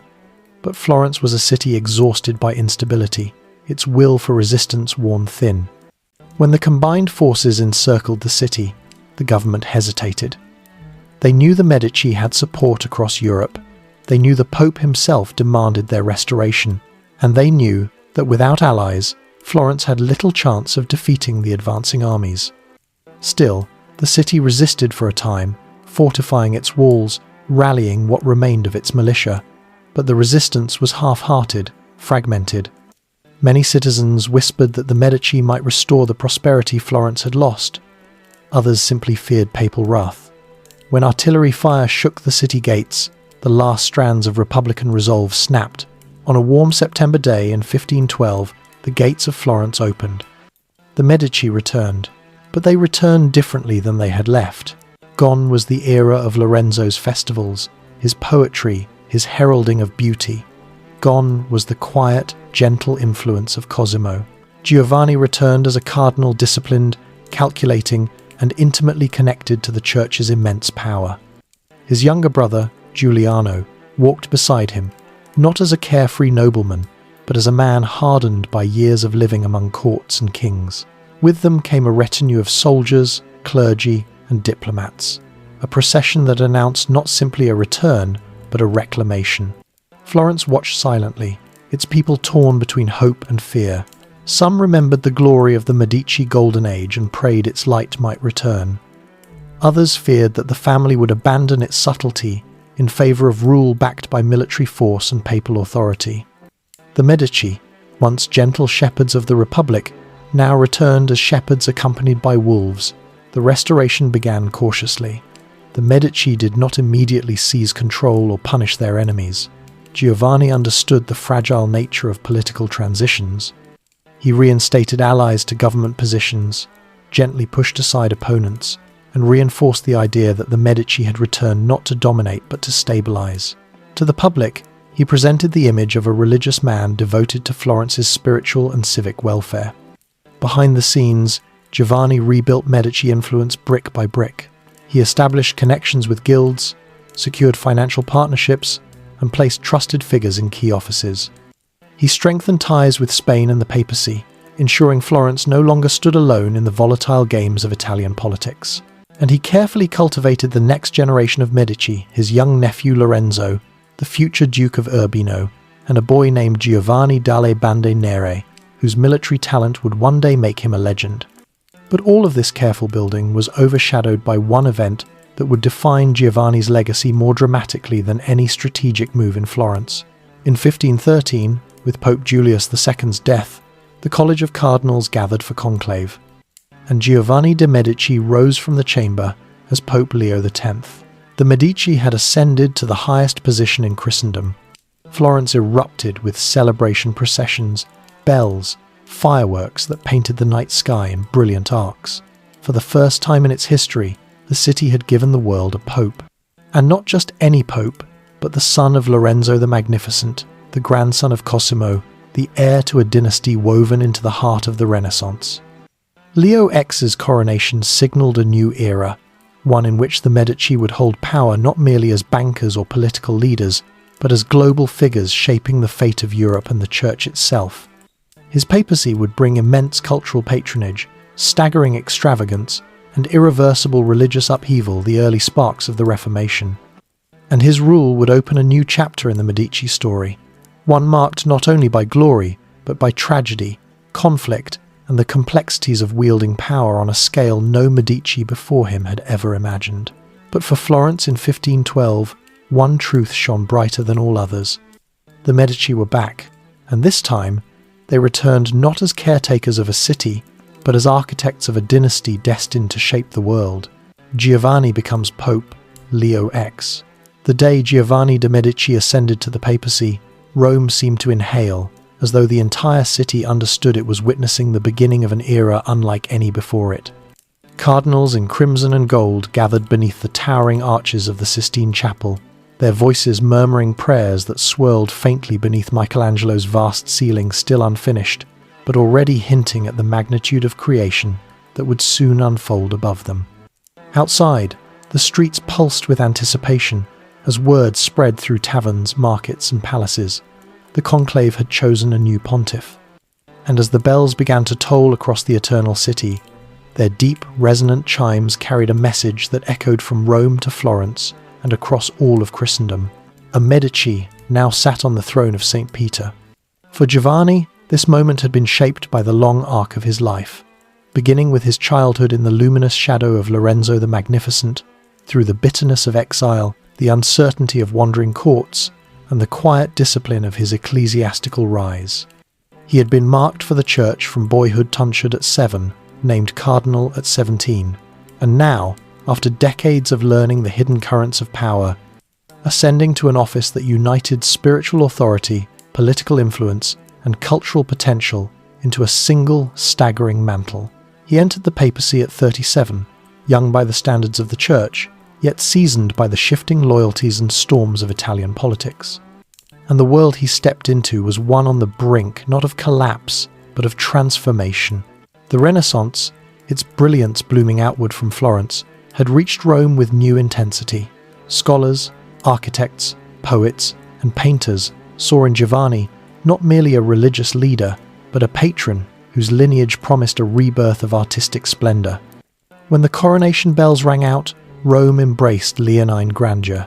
Streets were strewn with petals. Nobles paraded atop horses adorned with cloth of gold. Fireworks crackled against the night sky, their glittering bursts reflecting off the Tiber like celestial shards. Crowds surged toward the Vatican, shouting blessings and marveling at the opulence that unfurled before them, unaware that they stood at the threshold of a papacy that would shape not only the faith, but the fate of Europe. Giovanni, now Pope Leo X, did not hide behind the austerity that previous popes favoured. He carried with him the spirit of Florence's golden age, the poetry, the revelry, the celebration of human creativity. When he was crowned, he declared, "Since God has given us the papacy, let us enjoy it," a remark that would echo through history with both admiration and alarm. It was sincerity, not mockery. Leo believed the papacy was meant to be lived fully to illuminate the world through beauty, generosity, and the elevation of the human mind. Under his rule, Rome awakened. He summoned architects to reshape streets, fountains, and palaces. Raphael, already celebrated across Florence and Urbino, became the Pope's favoured artist commissioned to paint the stands of the Vatican, those magnificent chambers whose walls now hold some of the greatest frescoes ever conceived. Raphael's brush carried a grace that matched Leo's vision, elegant, harmonious, and infused with philosophical depth. In Raphael's work, Leo saw reflections of the world he loved, classical balance fused with Christian themes, intellect married to emotion, and vibrant composition that celebrated the dignity of the human soul. Painters, poets, and architects flocked to Rome, eager for a place in the papal orbit. Leonine Rome was a city of festivals, of music echoing through candlelit halls, of elaborate banquets where scholars debated Plato over dishes of roasted pheasant and sweet almond pastries, of theatrical performances staged in gardens perfumed with orange blossoms, of feasts for visiting dignitaries that displayed a wealth rarely seen even among kings. Yet beneath this glittering brilliance, the challenges of papal power simmered. Italy was a mosaic of competing interests. France, Spain, Venice, Milan, the Holy Roman Empire, all watching Rome with the calculated attention of predators and allies alike. The papacy was not merely a spiritual office, it was a cornerstone of European diplomacy. And Leo, educated in the intricacies of negotiation from his earliest years in Lorenzo's palace, wielded this influence with a deft, measured hand. He sought to maintain balance among the great powers, aligning Florence's interests with those of the Church. He supported the arts not only from love, but as a tool of diplomacy. He sponsored scholars to preserve ancient texts, funded musicians, revived church ceremonies with dazzling spectacle, and encouraged theological study that blended humanist thought with traditional doctrine. But the Renaissance Leo cherished carried a shadow, a shift in thought that emphasized human potential over divine authority, personal interpretation over institutional doctrine. Across Germany, in cloisters and taverns, stirrings of discontent murmured beneath the surface. The Church's sale of indulgences, its wealth, its political entanglements, these drew whispers of criticism that grew louder, darker, more defiant. And into this rising storm stepped Martin Luther. In 1517, the German monk nailed his 95 Theses to the door of the Wittenberg Church, challenging the very foundations of papal authority. It was an act of intellectual rebellion, a spark aimed at the heart of the Church's power. Reports travelled swiftly to Rome. At first, Leo saw it as a theological dispute, one of many the Church had navigated over centuries. But beneath the surface, Europe was changing. The printing press spread ideas with unprecedented speed. Princes saw in Luther's defiance a chance to claim greater autonomy. Scholars debated his arguments with fervour. Ordinary citizens found in his words an echo of frustrations long whispered in private. Leo responded with a mixture of patience and firmness. He summoned Luther to recant, Luther refused. He issued a bull condemning Luther's propositions. Luther burned it. The conflict that began as a minor theological disagreement now threatened to fracture all of Christendom. While this crisis took shape, Leo's patronage continued with breathtaking intensity. He commissioned new works from Raphael and Donato Bramante. He expanded libraries. He supported explorations of science and geography. He enriched Rome's grandeur to a level unseen since antiquity. But such magnificence came with a cost. The papal treasury strained under the weight of Leo's ambitions. Rome required funds, vast funds, to complete Street. Peter's Basilica, to support artists and intellectuals, to sustain the luxurious courts and diplomatic missions essential to maintaining papal influence. The Medici Bank, long weakened, could not support these demands. Leo relied increasingly on church revenues, alliances with powerful families, and financial measures that fueled resentment across Europe. In Florence, his influence had revived Medici prestige. He ensured the family's return to power, installed relatives in positions of authority, and strengthened Medici rule over the city. But this growing dominance also sowed seeds of tension. Florence had mixed feelings about losing its republican identity, and Leo's interventions were viewed with both gratitude and suspicion. Yet for all the complexities of his rule, Leo's papacy was infused with a genuine desire to elevate human creativity. He believed beauty was a form of divine expression, that music uplifted the soul, that art revealed God's presence in the world. He saw no conflict between faith and Renaissance brilliance. In his mind, they were intertwined, two faces of the same sacred coin. As the Reformation gained momentum, Leo found himself caught between worlds. He attempted reforms within the church, aimed at improving education and moral discipline among clergy, but the changes were too slow, too cautious, overshadowed by the escalating theological schism. He declared Luther a heretic, hoping to contain the rebellion, but the fire had already spread too far, too fast. In the final years of his life, Leo was burdened by growing political and religious turmoil. He battled illnesses, navigated treacherous alliances, and struggled to preserve the unity of a church pulling apart at its seams. Yet even in these storms, he returned to art, poetry, and music as sources of solace. He died in 1521, at the age of 45, exhausted, troubled, yet leaving behind a Rome transformed. Under his guidance, the city had become the unrivaled centre of Renaissance culture, its artistic achievements shimmering like jewels against the backdrop of looming conflict. His papacy was a paradox, a golden age of beauty amid a world on the brink of fracture, a flourishing of human creativity set against the emergence of religious dissent that would reshape Europe forever. And after Leo's death, the Medici would not fade. Another would rise, a man of more sombre temperament, shaped by crises even more severe, destined to face flames far fiercer than those Leo had known. Clement VII, the second Medici Pope. The Medici were no longer merely Florentine bankers or patrons of art. They were now the shepherds of Christendom, and the world they would navigate next was a world unravelling, where crowns cracked, empires shifted, and the Renaissance itself teetered on the edge of irreversible transformation. Clement VII and the storm of reformation. When Giovanni de' Medici, Pope Leo X, died in 1521, Rome seemed to exhale a tremor of uncertainty. The papal chambers that had once glowed with Raphael's colours and echoed with poetry fell suddenly quiet, as though the city itself sensed that the delicate balance Leo had maintained between Renaissance brilliance and rising religious unrest could no longer hold. Cardinals gathered in whispered clusters, their faces tense. The Reformation had already begun to spread like fissures through an old stone wall, small at first, but deep, relentless, and impossible to ignore. Europe was no longer the world Leo had inherited, and into this world stepped another Medici, a man shaped by sorrows deeper than Leo's optimism could ever conceive. Giulio de' Medici, soon to be Pope Clement VII. Giulio had been born into tragedy. He was the illegitimate son of Giuliano de' Medici, the brother murdered in the Pazzi conspiracy and orphaned before he took his first breath. Raised under Lorenzo the Magnificent's roof, he grew up absorbing not only the grandeur of the Medici palace, but the burden of loss, political exile, and the fragile nature of power. Unlike Leo, who carried the glow of Florence's golden age in his blood, Giulio carried its shadows.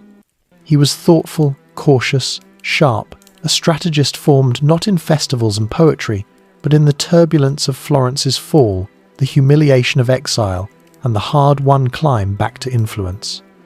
When the conclave elected him pope in 1523, those who knew him sensed a new energy settling over Rome, not joyous like Leo's, but solemn, deliberate, and edged with the weight of a world tilting toward crisis. Clement VII inherited not a papacy flourishing in prosperity, but one already cracking beneath the pressure of Martin Luther's revolt, foreign kings clashing for dominance, and the swelling ambitions of Emperor Charles V. Yet for a time, the city believed he could weather the storm. Clement was no stranger to hardship.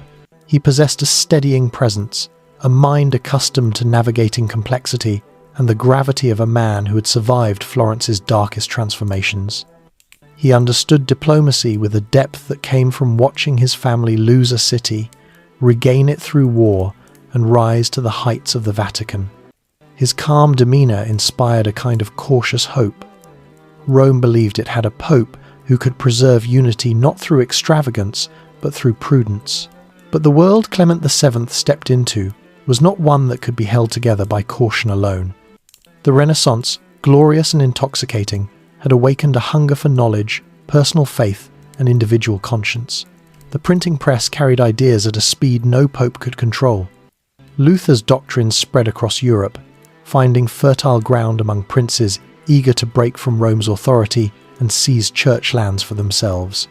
Clement, inheriting the challenge Leo had left unfinished, sought compromise. He did not wield dogma like a hammer. He hoped to coax reconciliation where Leo had demanded obedience. Yet compromise proved futile in a world now crackling with the electricity of rebellion. Luther's supporters saw Clement's diplomacy as weakness. Traditionalists saw it as dangerous tolerance. And all the while, political powers exploited the fracture, using religion as the language of their rivalries. Winds of conflict blew hardest from the north, where Charles V, Holy Roman Emperor and ruler of vast territories across Europe, moved like a giant reshaping the continent. Charles believed in Catholic unity, but he believed equally in imperial authority. To him, the papacy was both sacred and strategic, a powerful institution that must either stand beside him or yield to his ambitions. Clement, wary of centralized power, hesitated to place the church in the emperor's grasp. His memories of Florence, where external rulers had so often threatened the city, made him cautious of alliances that could swallow autonomy. So Clement sought balance. He tried to maintain harmony between France and the Holy Roman Empire, between Catholic monarchs and restless reformers, between the demands of spiritual leadership and the realities of Renaissance politics.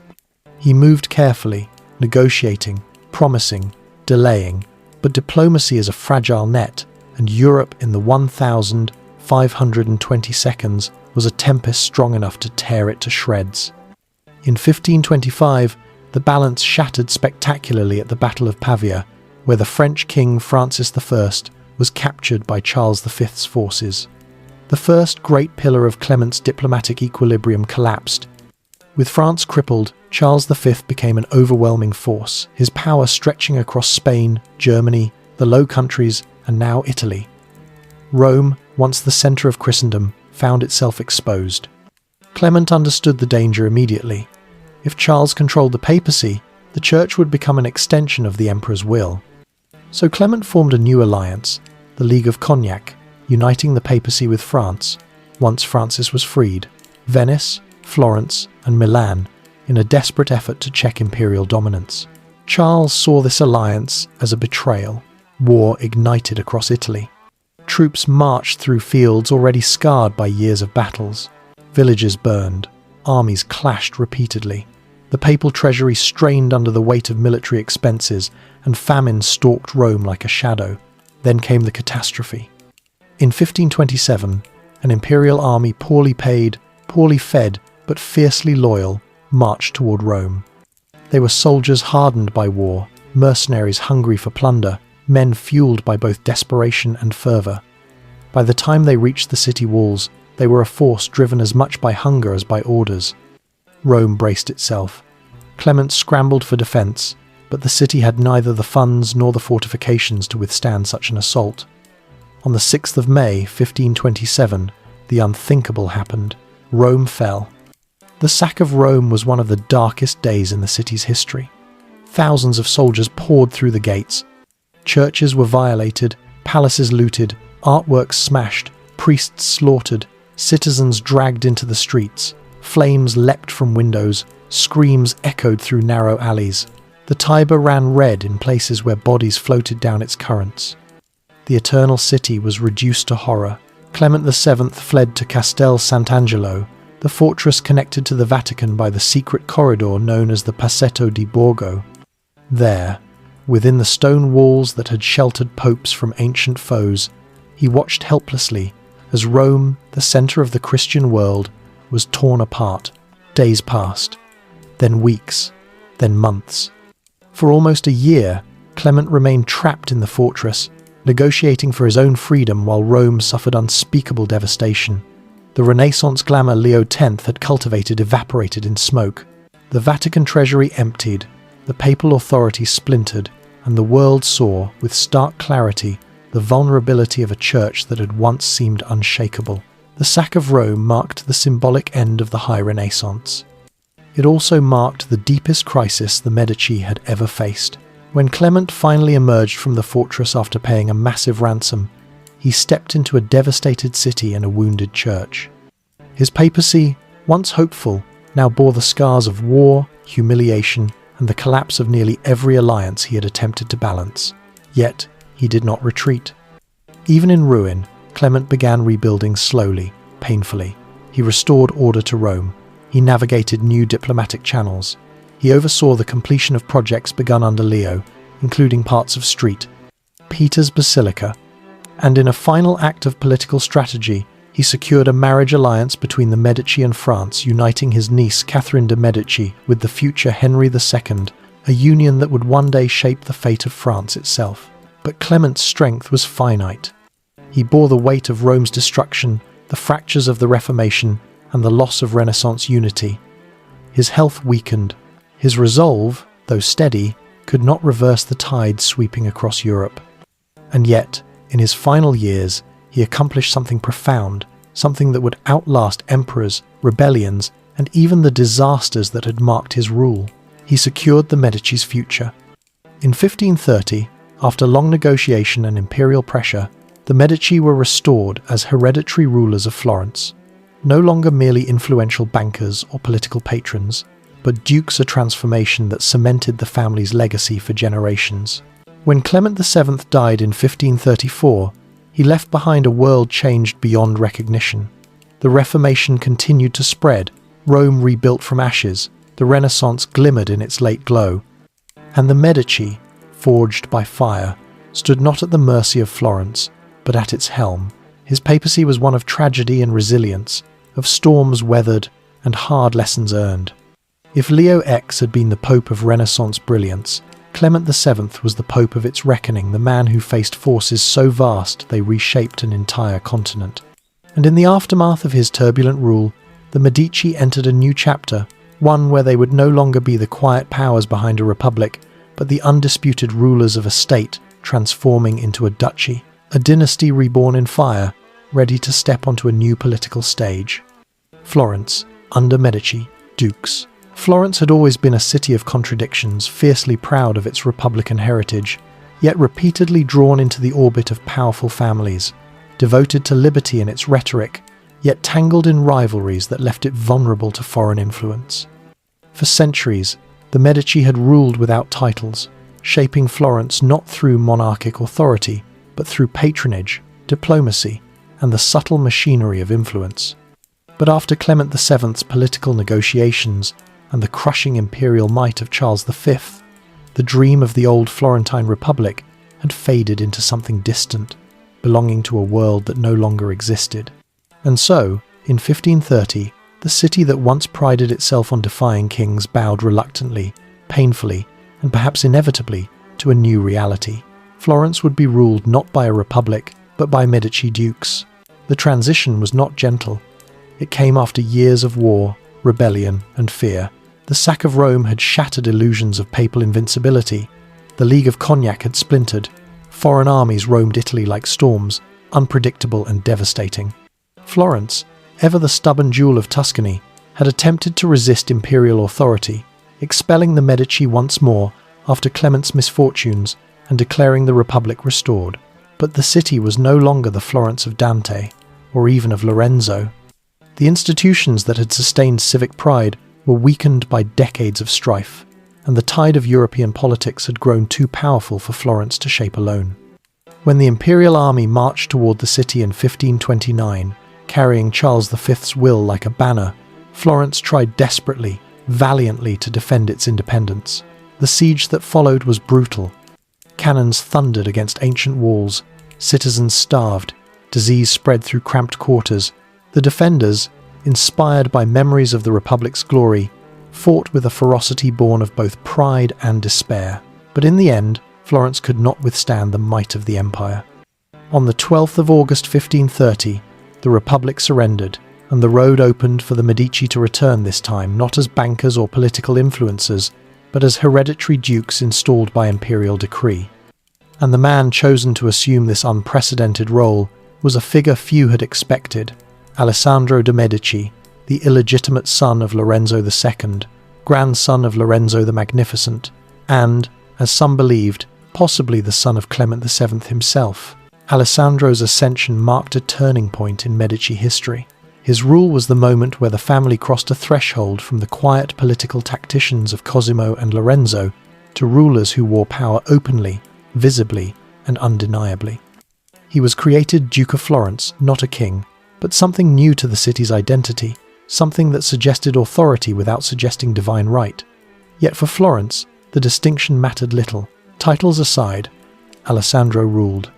His reign was marked by turbulence from its very first days. Florence was a city in grief and exhaustion. The Republican ideal, though battered, still lived fiercely in the hearts of many families, especially the nobility, who resented being excluded from influence under Medici authority. The scars of the siege had not healed. Famine, disease, and taxes weighed heavily upon citizens, and Alessandro himself, young, inexperienced, and unaccustomed to public leadership, faced suspicion from every shadowed corner of Florence. Those who opposed him seized upon everything they could: his illegitimacy, his youth, his rumoured parentage, and his close ties to Charles V. They whispered that he was a foreign puppet, a disgrace to Florence, a stain on Medici honour, but Alessandro governed with surprising firmness. He worked to restore order, repair the city's finances, and rebuild infrastructure damaged by the siege. He instituted reforms to strengthen central authority, understanding that Florence could no longer function under the fractured structures of the past. Yet Alessandro's rule was plagued by political unrest and by betrayal growing within the Medici's own bloodline. Among the most vocal critics of his rule was Ippolito de' Medici, his cousin, who believed the dukedom should belong to him. Handsome, charismatic, and ambitious, Ippolito saw Alessandro as an obstacle, an upstart blocking his rightful claim. Their rivalry simmered beneath polite courtesies, erupting into subtle plots, whispered accusations, and factions forming around each man. The hostility reached a breaking point in 1535, when Ippolito died suddenly under suspicious circumstances. Rumours swirled through Florence like a poisonous mist. Some blamed Alessandro, claiming he had eliminated his rival to secure his power. Others whispered that foreign agents were responsible. No truth ever emerged clearly, but the death deepened the instability of Alessandro's reign. What followed was even darker. In 1537, Alessandro was murdered, stabbed in a private chamber by Lorenzino de' Medici, a distant cousin who had cultivated Alessandro's trust, only to betray him in a calculated moment of treachery. Lorenzino fled Florence immediately after the assassination, claiming he had acted in defense of the Republic, but Florence, shocked and leaderless, did not rise in rebellion as he had expected. Instead, the city teetered once more on the brink of chaos, fearful of imperial intervention. Into this uncertainty stepped a young man whose name history would remember for far different reasons than Alessandro: Cosimo de' Medici, the son of Giovanni dalle Bande Nere, Cosimo was only 17. Young, unproven, reserved. A boy, many thought, with no political ambition and little understanding of the treacherous landscape he was stepping into. The Florentine elites, the same nobles who had played intricate games of power for decades, believed they could control him, steer him like a puppet, and use him to restore a version of the Republic under the guise of Medici rulership. They underestimated him completely.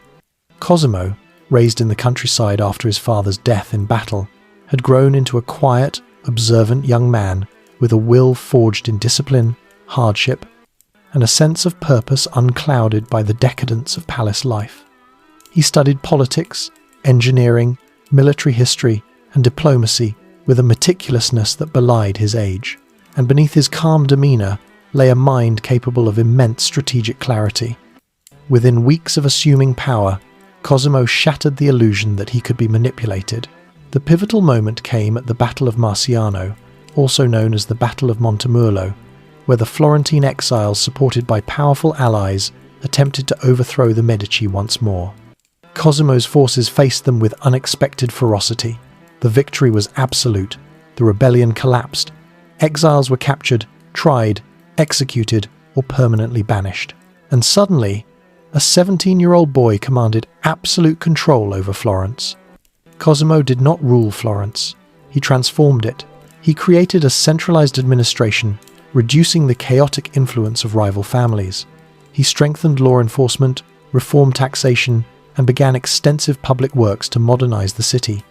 He reorganized the Florentine army, understanding that a strong military was essential for both independence and respect. He courted allies, balancing relationships with the empire while ensuring Florence retained autonomy. And he introduced something the Medici had never possessed before: hereditary stability.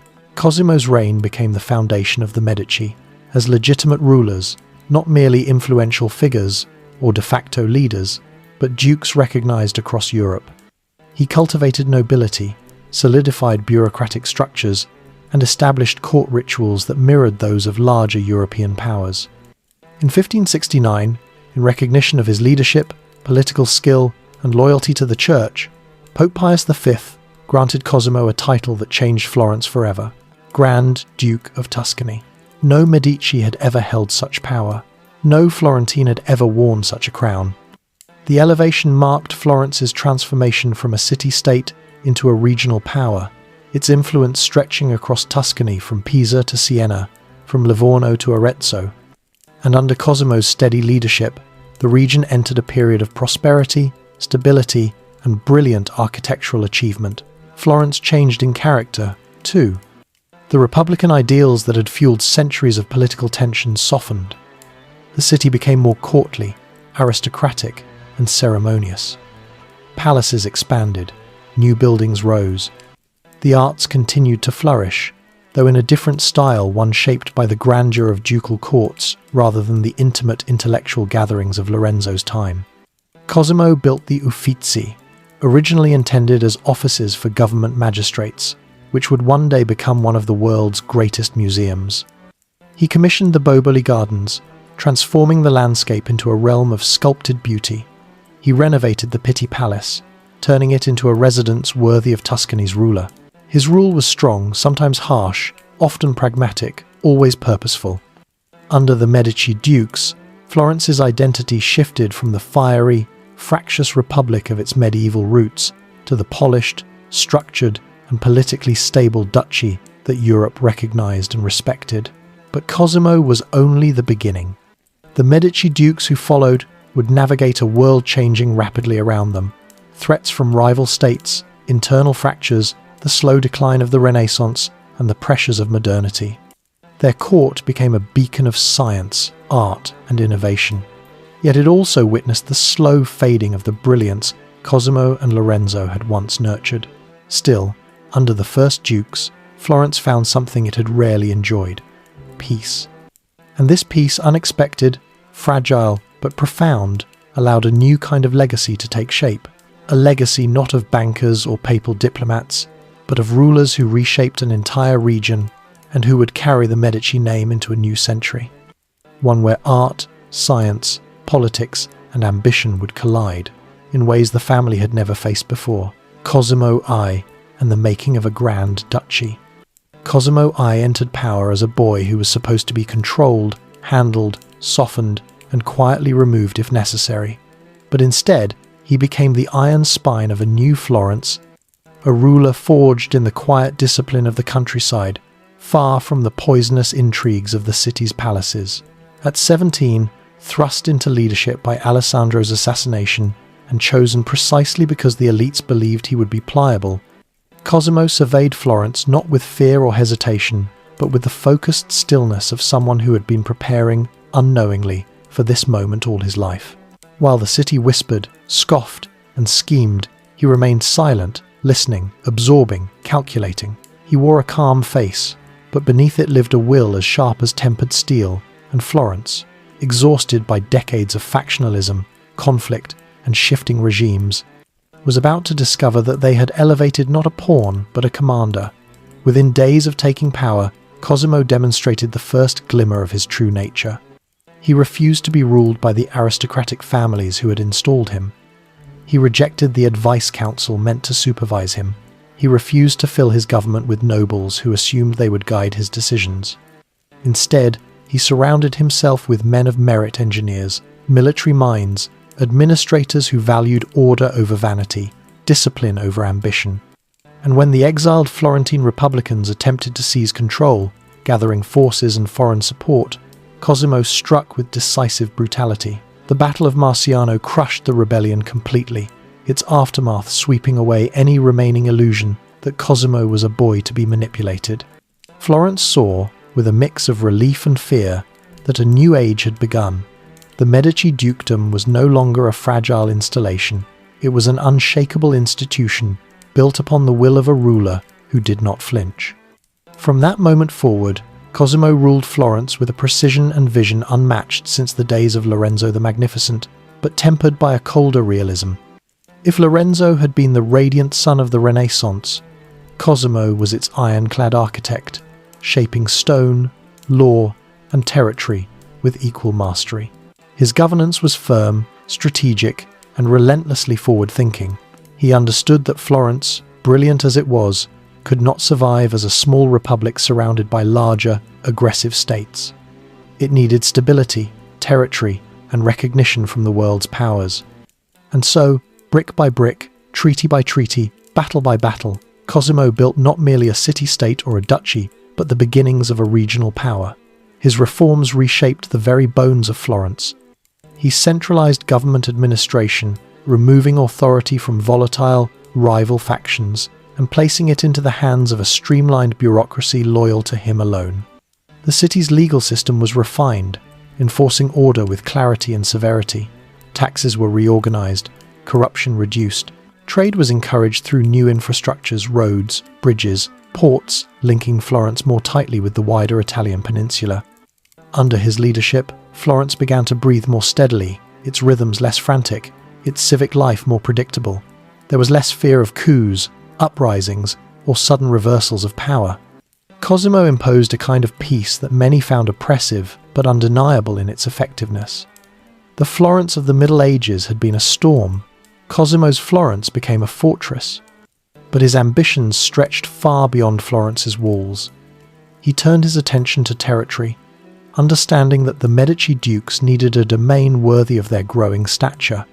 The first prize was Siena, a powerful and historic rival whose independence had long been a thorn in Florence's side. The conflict was long, brutal, and complex, involving alliances with Spain and strategic warfare carefully guided by Cosimo's military advisors. When Siena finally fell in 1555, it marked a moment of monumental transformation. Control of Siena effectively unified the heart of Tuscany under Medici rule. Cosimo did not merely conquer, he rebuilt. He reorganized Sienese territories, integrated them into Florence's administration, and solidified economic and political ties that turned Tuscany from a patchwork of rival regions into a coherent state. The conquest of Siena was not only a military triumph, it was an ideological one. For the first time, the Medici ruled not just Florence, but a growing territory with a unified identity. Tuscany was emerging. Cosimo's attentiveness to image was as brilliant as his governance. He understood that power needed symbols, structures, ceremonies, monuments to make its presence felt in every corner of public life. And so Florence began to change visibly under his hand. He commissioned the Uffizi, at first a series of government offices, but in time the beating heart of Florence's artistic memory. Its long corridors were built not merely for practicality, but to communicate order, discipline, and the strength of the Medici state. He expanded and renovated the Palazzo Vecchio, transforming it into a true ducal palace, filled with chambers and frescoes that projected Medici authority. He commissioned the construction of Fortezza da Basso, a massive fortress designed to control the city militarily and to ensure rebellions would never again threaten Medici rule. He reshaped the Pitti Palace, transforming it into the dynastic residence the earlier Medici generations never fully possessed. Beneath his direction, gardens blossomed into geometric splendor, fountains surged with mathematical precision, and the city's public spaces reflected a new era of grandeur.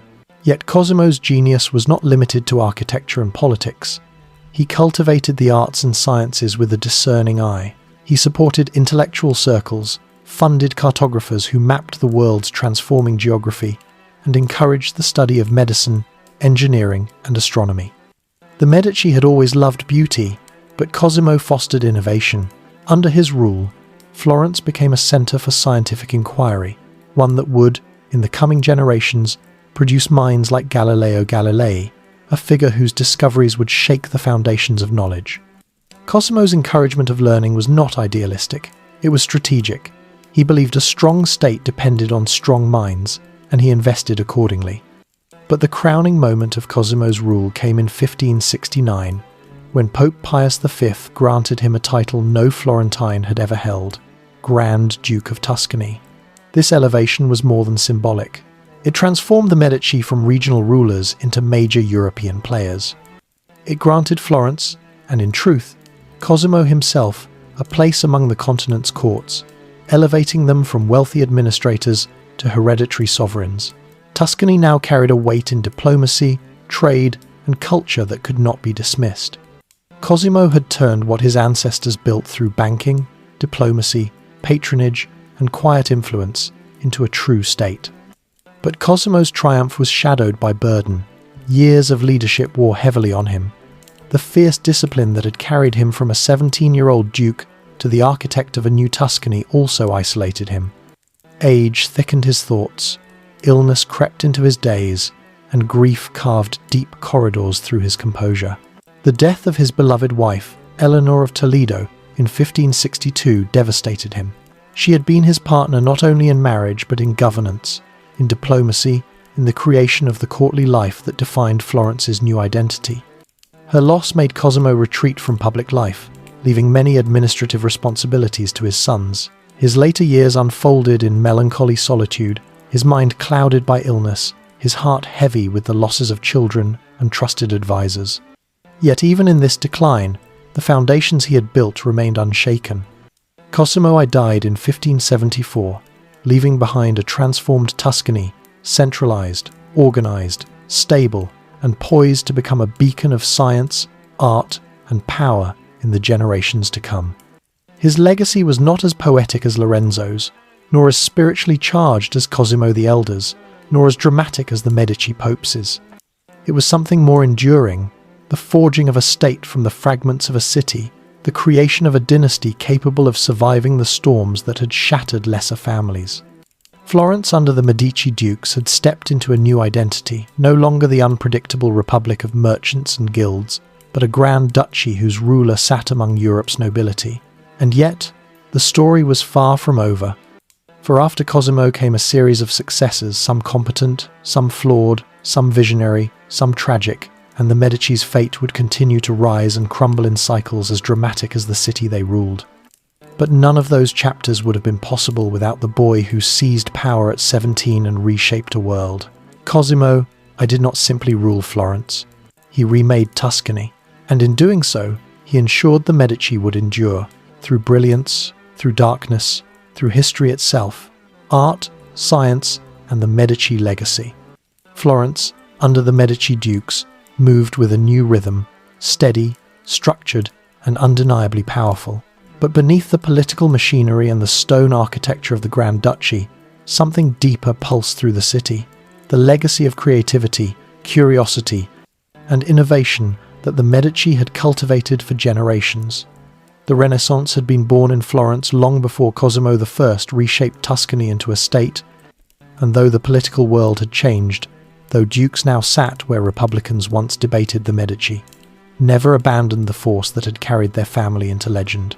The belief that art and knowledge were not luxuries, but the true engines of civilization. Even as Florence transitioned from a republic to a ducal court, the Medici's instinct to preserve, nurture, and expand culture continued like a current beneath everything they built. The next century of Medici rule would be marked as much by marble and paint, by telescopes and manuscripts, as by laws and titles, for the family understood perhaps better than any dynasty in Europe that power faded, wealth shifted, kingdoms fractured, but art and science endured. It began with Cosimo I's later years, when the structure of the government allowed cultural life to breathe freely again. While Cosimo's mind had been shaped heavily by war, administration, and survival, he remained fundamentally Medici in his soul, drawn to the scholars who filled his court, fascinated by the astronomers who charted the skies, intrigued by the mathematicians whose diagrams seemed to unveil secrets written into the universe itself. Under his guidance, Florence's artistic and scientific institutions grew roots that would anchor them for centuries. The Accademia e Compagnia dell'Arte del Disegno, founded in 1563 with the help of Giorgio Vasari, became the first academy of art in the Western world. It formalized what Florence had always practiced informally, that art was an intellectual discipline, not merely a craft, and that artists deserved recognition as thinkers, not simply workers of their hands. Young artists trained within its halls, masters shaped its teachings. Standards were set that would influence artistic education across Europe. Vasari, Cosimo's trusted architect and chronicler, used his dual talents to construct not only buildings, but a narrative that enshrined Florence's artistic legacy in text, the lives of the most excellent painters, sculptors, and architects, a monumental book that placed the Renaissance firmly under the Medici's shadow and ensured future generations would remember the artistic giants whom Florence had birthed. But the next chapter of the Medici cultural legacy did not belong only to Cosimo, it belonged to his sons, particularly Francesco I, whose reign began in 1574 after his father's death. Francesco was a different kind of ruler, introverted, intense, and far more interested in alchemy, natural philosophy, and private study than in the ceremonial responsibilities of governance. Where Cosimo had been a commander and administrator, Francesco was a seeker, a man with an insatiable curiosity about the mechanisms of nature, the transformation of materials, the secrets hidden in minerals, plants, and the human body. His fascination with alchemy was not the naive pursuit of gold, but a precursor to what would become modern chemistry. He spent long nights in his laboratory, in the Palazzo Vecchio, distilling substances, experimenting with compounds, recording reactions. The Duke often worked alongside his mistress, Bianca Capello, whose presence in his life scandalized Florence, but whose intelligence matched his own in scientific matters. Together, they turned their private chambers into spaces of inquiry, blending the mystical traditions of alchemy with emerging empirical observation. Yet Francesco's interest in science did not diminish his appreciation for art. He continued the Medici tradition of patronage, commissioning paintings and sculptures that reflected both beauty and intellectual curiosity. His court attracted thinkers, artisans, and scholars who were drawn to Florence's reputation as a city where knowledge was not merely tolerated, but celebrated. His obsession with classification and observation contributed to the development of the Medici collections, which would one day fill the Uffizi, the Pitti Palace, and the vast troves that modern scholars still study. He gathered minerals, rare stones, botanical specimens, scientific instruments, and mechanical devices. He understood, perhaps instinctively, that the future belonged not only to beauty, but to understanding, and the Medici collections became the seeds of Florence's scientific museums. Yet despite his passions, Francesco's rule was troubled. His detachment from political life weakened Florence's diplomatic position. His scandalous marriage to Bianca Capello alienated segments of the nobility. His reliance on closed circles of advisors fostered mistrust. When he and Bianca died suddenly in 1587, likely of malaria, though rumours of poisoning swirled heavily, Florence felt the uncertainty that always accompanied transitions of power. The next duke, Ferdinando I, restored stability. Unlike his brother, Ferdinando had been raised in Rome as a cardinal. He possessed a disciplined mind, a sense of duty, and a diplomatic instinct sharpened by years of navigating papal politics. When he set aside his cardinal's robes to assume the dukedom, he brought with him not only spiritual training, but a sophisticated understanding of European power dynamics. His leadership revitalized Florence. He expanded trade, strengthened relationships with other Italian states, and invested heavily in public works that transformed the infrastructure of Tuscany. Under Ferdinando, the port of Livorno flourished into a thriving commercial hub, attracting merchants from across the Mediterranean thanks to the Duke's policy of welcoming foreigners, including Jews and other persecuted groups, with unusual tolerance for the era. This open-door policy contributed to an explosion of cultural and economic diversity, making Livorno one of the most dynamic ports in Europe. But Ferdinando's most lasting cultural contributions lay in his support for music, architecture, and scientific study. He commissioned churches and villas whose elegant forms reflected the refined aesthetic of late Renaissance Florence. He encouraged music at court, nurturing the early forms of opera, and he strengthened the scientific institutions his brother had begun by supporting collectors, naturalists, and mapmakers. Under Ferdinando, Florence's reputation as a centre for both intellectual and artistic cultivation grew more sophisticated, less flamboyant than under Lorenzo the Magnificent, but more institutional, more structured, a legacy built to last. The Medici Duchy continued to evolve under Ferdinando's descendants. Cosimo II, who ruled from 1609 to 1621, carried forward the scientific legacy with profound effect. Though his reign was short and his health fragile, Cosimo II made one decision that would alter not only Florence's intellectual landscape, but the trajectory of human knowledge itself. He became the patron of Galileo Galilei. Galileo, born in Pisa, had been rising in prominence as a mathematician and astronomer when Cosimo II recognized the genius in his work. In 1610, Galileo dedicated his groundbreaking astronomical treatise, the Sidereus Nuncius, Starry Messenger, to Cosimo II, naming the 4 largest moons of Jupiter the Medicean stars in honor of the ruling family. These discoveries shook the foundations of cosmology, challenging long-held beliefs about the structure of the universe.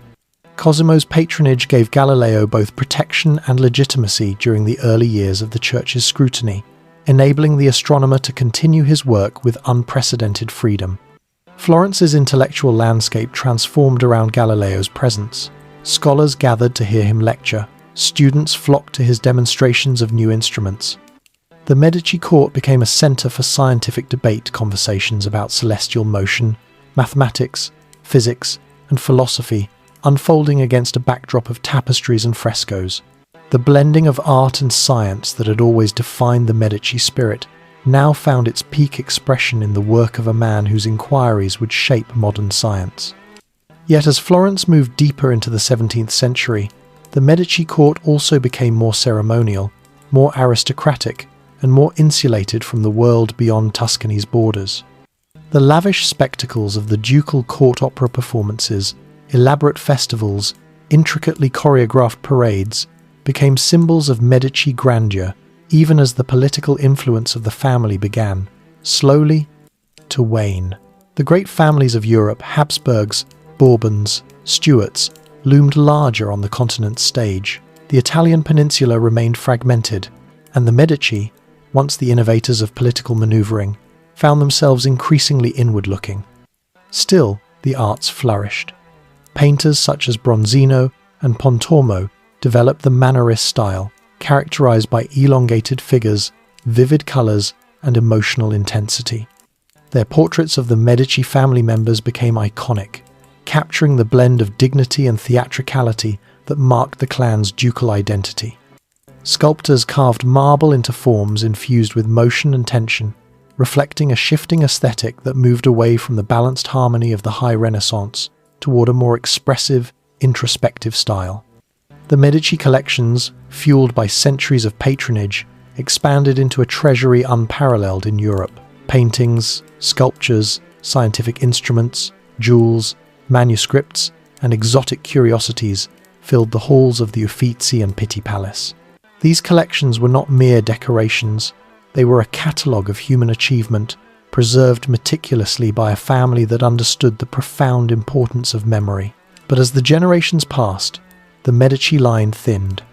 Rulers like Ferdinando II and Cosimo III presided over a court that continued to celebrate artistic and intellectual pursuits, yet their leadership lacked the strength of their predecessors. Florence remained culturally vibrant, but politically weakened. The Grand Duchy became increasingly shaped by the powerful nations surrounding it, its autonomy gradually eroding, and within the Medici family, cracks deepened: rulers without heirs, heirs without vision, vision without power. Still, even in decline, the Medici did not relinquish their devotion to the arts and sciences. The court continued to commission works, support scholars, and preserve the intellectual treasures gathered over centuries. Their legacy, so deeply interwoven with the Renaissance, persisted through tradition, institutions, and the collections that bore their family's imprint. The Medici story's final chapters would soon arrive, but not before one last burst of brilliance. A woman, the last of her line, who understood better than anyone the value of heritage, and who would dedicate her final act to ensuring the Medici legacy would outlive the dynasty itself. For now, Florence remained a city illuminated by the minds and hands. The Medici had nurtured a city where beauty and inquiry walked side by side, where the past lived vibrantly in the present, and where the Medici name still shimmered like gold across the canvas of history. Marriage, diplomacy, and European thrones. Across Europe, courts glittered with power, French chateaux echoing with intrigue, Spanish palaces fortified by empire, German principalities shifting like restless tectonic plates beneath the Holy Roman Empire. And through these vast networks of kings, queens, dukes, and empresses, the Medici, once mere bankers from a Tuscan republic, wove themselves into sovereignty itself. The transformation had taken centuries, built through alliances, wealth, and shrewd political maneuvering. But by the time the Medici ruled Florence as hereditary dukes, their influence reached far beyond Italy. They no longer shaped just the destiny of Tuscany, they helped shape the very bloodstream of European monarchies. This ascent into continental power was not an accident. It was the natural extension of Medici strategy marriages arranged not for romance, but for influence, alliances forged not through conquest, but through shared blood. In a world where dynasties secured their futures through unions stronger than treaties, the Medici mastered the oldest diplomatic art of all, the marriage alliance. The most famous of these marriages belonged to Catherine de' Medici, niece of Pope Clement VII. Born into a family recovering from exile and instability, Catherine's early life was marked by peril. After the sack of Rome and the tightening of imperial pressure across Italy, Clement VII understood with fierce clarity that the Medici needed a bond strong enough to shield them from the storms that had battered their family for decades. And so he orchestrated a marriage that would tie the Medici to one of the most powerful thrones in Europe, France. In 1533, at the age of 14, Catherine married Henry, Duke of Orleans, the future Henry II of France. The wedding was a spectacle of dazzling opulence, banquets, jousts, and processions flooding the streets of Marseille. Yet beneath the pomp, not everyone celebrated the match. French nobles sneered that Catherine was not royal enough, too wealthy in lineage, but too modest in blood, an Italian upstart among ancient noble houses. Even the king, Francis I, accepted the marriage for political reasons rather than affection for the girl who had crossed the Alps to join his court. But Catherine possessed a quiet, resilient intelligence, sharpened by years of Medici, training a talent for observing, remembering, calculating. She watched the French court with alert eyes, its rivalries, its ambitions, its precarious loyalties. She learned its culture, mastered its etiquette, and endured its humiliations. Her husband favoured his mistress, Diane de Poitiers, a woman of grace and formidable influence. Yet Catherine waited, patient as stone, knowing time was always on the side of those who understood how to use it. When Henry II ascended the throne in 1547, Catherine became queen consort. She bore 10 children, 3 of whom would rule France as kings, and gradually, subtly, she carved space for herself within the labyrinth of power. And when Henry died unexpectedly in a tournament accident, the court descended into chaos. France fractured along religious lines as Catholics and Huguenots clashed with increasing ferocity. In this maelstrom, Catherine stepped into the role history had prepared her for, the political centre of France. As regent for her young sons, Francis II, Charles IX, and Henry III, she wielded power with a combination of clarity, ruthlessness, and adaptability. She navigated religious wars, shifting alliances, court conspiracies, and foreign threats. Her policies, sometimes conciliatory and sometimes iron-fisted, kept the monarchy alive through one of the most turbulent periods in French history. Catherine's legacy remains debated, admired by some, condemned by others, but one truth is beyond dispute. She transformed the Medici name into royalty, and she ensured that the blood of Florence flowed in the veins of France's sovereigns. And Catherine was not the only Medici to sit upon a European throne. Her distant cousin, Marie de Medici, would one day become Queen of France as well. Born in 1575 to Grand Duke Francesco I and his Habsburg wife, Joanna of Austria, Marie grew up within the refined world of the Medici court, surrounded by scholars, musicians, and the treasures of Florence's artistic collections. She married King Henry IV of France in 1600, bringing with her a staggering dowry that helped secure the financial stability of the French crown. Marie, like Catherine before her, would face a tumultuous role in French politics. After Henry IV's assassination in 1610, she became regent for her young son, Louis XIII. Her regency was marked by factionalism and conflict with powerful nobles, but her influence was unmistakable, and she commissioned some of the greatest artworks of the Baroque era, including Rubens's monumental Marie de Medici cycle, immortalizing her life in sweeping, allegorical splendor. These queens were the most visible signs of the Medici's reach, but they were far from the only ones. Across Europe, the Medici forged alliances with ruling houses, Habsburgs, Valois, Bourbons, and others, using marriage as the thread that stitched Florence into the heart of continental politics. Through these unions, the Medici wielded soft power even in lands they did not rule. In Tuscany itself, diplomacy often unfolded through marriage as well. Grand Duke Ferdinando. I married Christina of Lorraine, a granddaughter of Catherine de' Medici, further strengthening the ties between Florence and France. Their marriage blended 2 branches of Medici influence, Catherine's French legacy and Tuscany's rising sovereignty. Christina would later become Grand Duchess of Tuscany, ruling as regent after Ferdinando's death, guiding the state with stern intelligence and careful political skill, ensuring that the Medici line remained strong through one of its most transitional periods. The marriages between the Medici and the great houses of Europe were more than family events. They were political seismic shifts, shaping alliances, influencing conflicts, and weaving Florence into the governance of kingdoms far beyond Italy's borders. Every match carried implications for trade, military alignment, territorial claims, and diplomacy. A Medici marriage could tilt negotiations, embolden factions, or smooth tensions. Their daughters became queens, their sons became dukes and cardinals, and the family that had once been dismissed as upstart bankers now stood alongside Europe's oldest dynasties as equals. And yet, marriage was only one part of a larger Medici diplomatic strategy. The Medici dukes cultivated ambassadors who moved gracefully between courts, carrying messages that could shift the actions of kings. They sponsored military leaders whose loyalties extended across borders. They forged economic ties that gave them leverage far beyond territorial borders. Florence, thanks to Medici diplomacy, became a crossroads, a place where envoys from England, Spain, Austria, France, and the Ottoman Empire all sought favour, knowledge, or alliance. Under Ferdinando I, Tuscany's navy grew strong enough that Mediterranean powers took notice. The Order of St. Stephen, founded by Cosimo I, became a maritime force that patrolled against piracy, captured corsair ships, and expanded Tuscany's reputation as a naval presence. These fleets, often composed of skilled Medici-trained sailors, battled Ottoman pirates and protected the trade routes that connected Italy with the wider world. Diplomatic relations with the Ottoman Empire, tense yet economically vital, reflected the Medici understanding that influence did not depend solely on shared religion or culture, but on shared interest. Moreover, the Medici used patronage as diplomacy.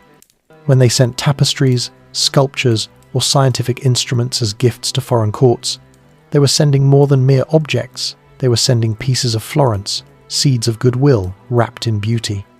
A globe from the Medici, a mechanical clock, a painting by one of their favoured artists. These gifts opened doors, softened negotiations, and reminded Europe's rulers that the Medici were not only wealthy, but cultivated, sophisticated, and intellectually powerful. Yet for all their brilliance, the Medici were not immune to the fragility of dynasties. As the 17th century unfolded, heirs grew fewer, rulers increasingly isolated. The political brilliance that had once defined the family began to dim, replaced by ceremony, ritual, and the weight of maintaining appearances. Marriages that once expanded influence became increasingly constrained by dwindling options. The Grand Duchy's diplomatic brilliance began to erode under the pressure of Europe's shifting political landscapes. Still, even in decline, the Medici name opened doors across the continent. Their daughters continued to marry into noble families. Their sons occupied positions within the church and foreign courts. And everywhere they went, they carried with them echoes of Florence, its art, its culture, its intellectual spirit. The Medici were no longer merely rulers of Tuscany. They were ambassadors of Renaissance legacy. The family's story was entering its final great arc, a period marked by fading power but enduring cultural influence. Yet before the dynasty burned out, before the last Medici took her place in history, another generation would rise, one marked by fragility, decadence, and internal fracture. A generation that would bring the Medici line to the edge of extinction, the waning line. The Medici Grand Duchy entered the 17th century, carrying both the weight of its own brilliance and the strain of its own foundations. Cosimo, I had built a dynasty of stone and spectacle. Ferdinando, I had expanded its reach with diplomacy and culture, and the court continued to glitter with art, learning, and ceremony. Yet beneath this cultivated surface, the family was weakening. Slowly at first, almost invisibly, then more rapidly, like a great structure whose internal supports begin to rot long before the facade shows cracks. The Medici, once defined by their imagination, adaptability, and keen political instincts, were becoming a house that struggled to maintain the legacy it had inherited. Their name remained magnificent, but the family itself was changing. Fewer heirs, less vitality, more internal conflict, and a creeping sense of stagnation that seeped into the very walls of the palaces they inhabited. Florence, so long shaped by Medici's strength, now began to watch its rulers with a mixture of reverence, worry, and whispered disappointment. The first tremors of decline began after Ferdinando I's death in 1609. His son, Cosimo II, inherited the Grand Duchy at 19. Cosimo II possessed a gentle temperament, refined intellect, and deep admiration for science qualities that made him an ideal patron for Galileo, whom he supported passionately. Yet the Duke's health was fragile. Illness plagued him from his early years, and his reign became a struggle between his desire to lead and the limits of his body. Despite his weakness, Cosimo II left a mark on Florence's intellectual life. He strengthened the court's scientific circles, encouraged astronomical research, and maintained the Medici tradition of supporting artistic innovation. Under him, the court still sparkled with conversation, music, and inquiry. But Cosimo II's illness cast a shadow over the future. When he died at just 31, he left behind a young widow, Maria Maddalena of Austria, and 8 children, the eldest, Ferdinando II, only 10 years old.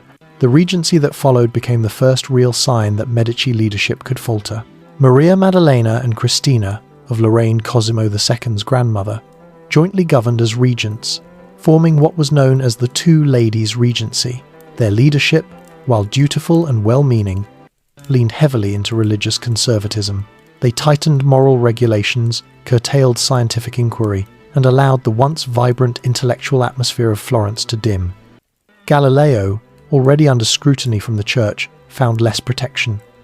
The Medici court, once a sanctuary for pioneering minds, grew cautious, rigid, and fearful of controversy. Under their governance, Florence became pious but stagnant, a place where the rituals of power overshadowed its substance. When Ferdinando II finally assumed full control in 1628, Florence hoped he might restore the vitality of earlier generations, and for a moment it seemed possible.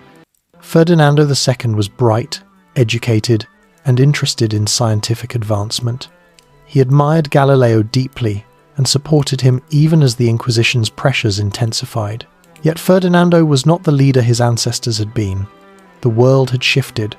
Europe was engulfed in the 30 Years' War, and while Tuscany remained technically neutral, it could not escape the economic and political fallout. Plague ravaged Florence in 1630, killing thousands and devastating the population. Trade declined. Agricultural output suffered. The Grand Duchy grew poorer, more fragile, more dependent on foreign powers. Moreover, Ferdinando II's marriage to Vittoria della Rovere, an heiress from the Duchy of Urbino, brought great art and treasure to Florence, but little personal harmony. Their relationship was cold and distant, producing only two sons, one delicate and the other deeply flawed. This narrowing of the family tree would haunt the Medici for generations.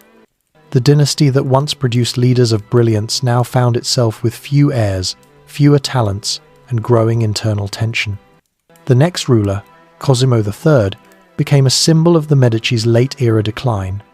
He ascended the throne in 1670, bringing with him an intensity of religious devotion that bordered on severity. Cosimo III was pious to an almost suffocating degree. He enforced strict moral laws, censored books, restricted public festivities, and imposed rigid regulations on daily life. The Grand Duchy, once known for its intellectual freedom and artistic vibrancy, felt as though it were curling inward under a cloak of austerity. Florence, which had once danced beneath the patronage of Lorenzo the Magnificent and debated under the open-minded rule of the early dukes, now bowed beneath a ruler who seemed determined to extinguish the very spirit that had made the city shine. Cosimo III's reign lasted 53 years, long enough for the consequences of his policies to carve themselves into the fabric of Tuscany. Under his rule, the economy contracted, taxes rose, trade suffered. Many of the city's brightest minds moved elsewhere, seeking courts that welcomed innovation rather than stifling it. The Medici treasury, once overflowing with the profits of banking and the revenues of prosperous territory, dwindled. The estates grew neglected, the nobility grew restless. And the people, already burdened by poverty and plague, began to view the Medici not as protectors, but as relics of a past that no longer served them. Perhaps most disastrous of all was Cosimo III's family life. He married Marguerite Louise d'Orléans, a French princess of fiery temperament who despised Florence almost from the moment she arrived. The marriage became a battlefield, shouting matches, humiliating arguments, and years of acrimony that spilled across the Florentine court. Marguerite Louise eventually fled back to France, leaving Cosimo III with 3 children, Ferdinando, Gian Gastone, and Anna Maria Luisa.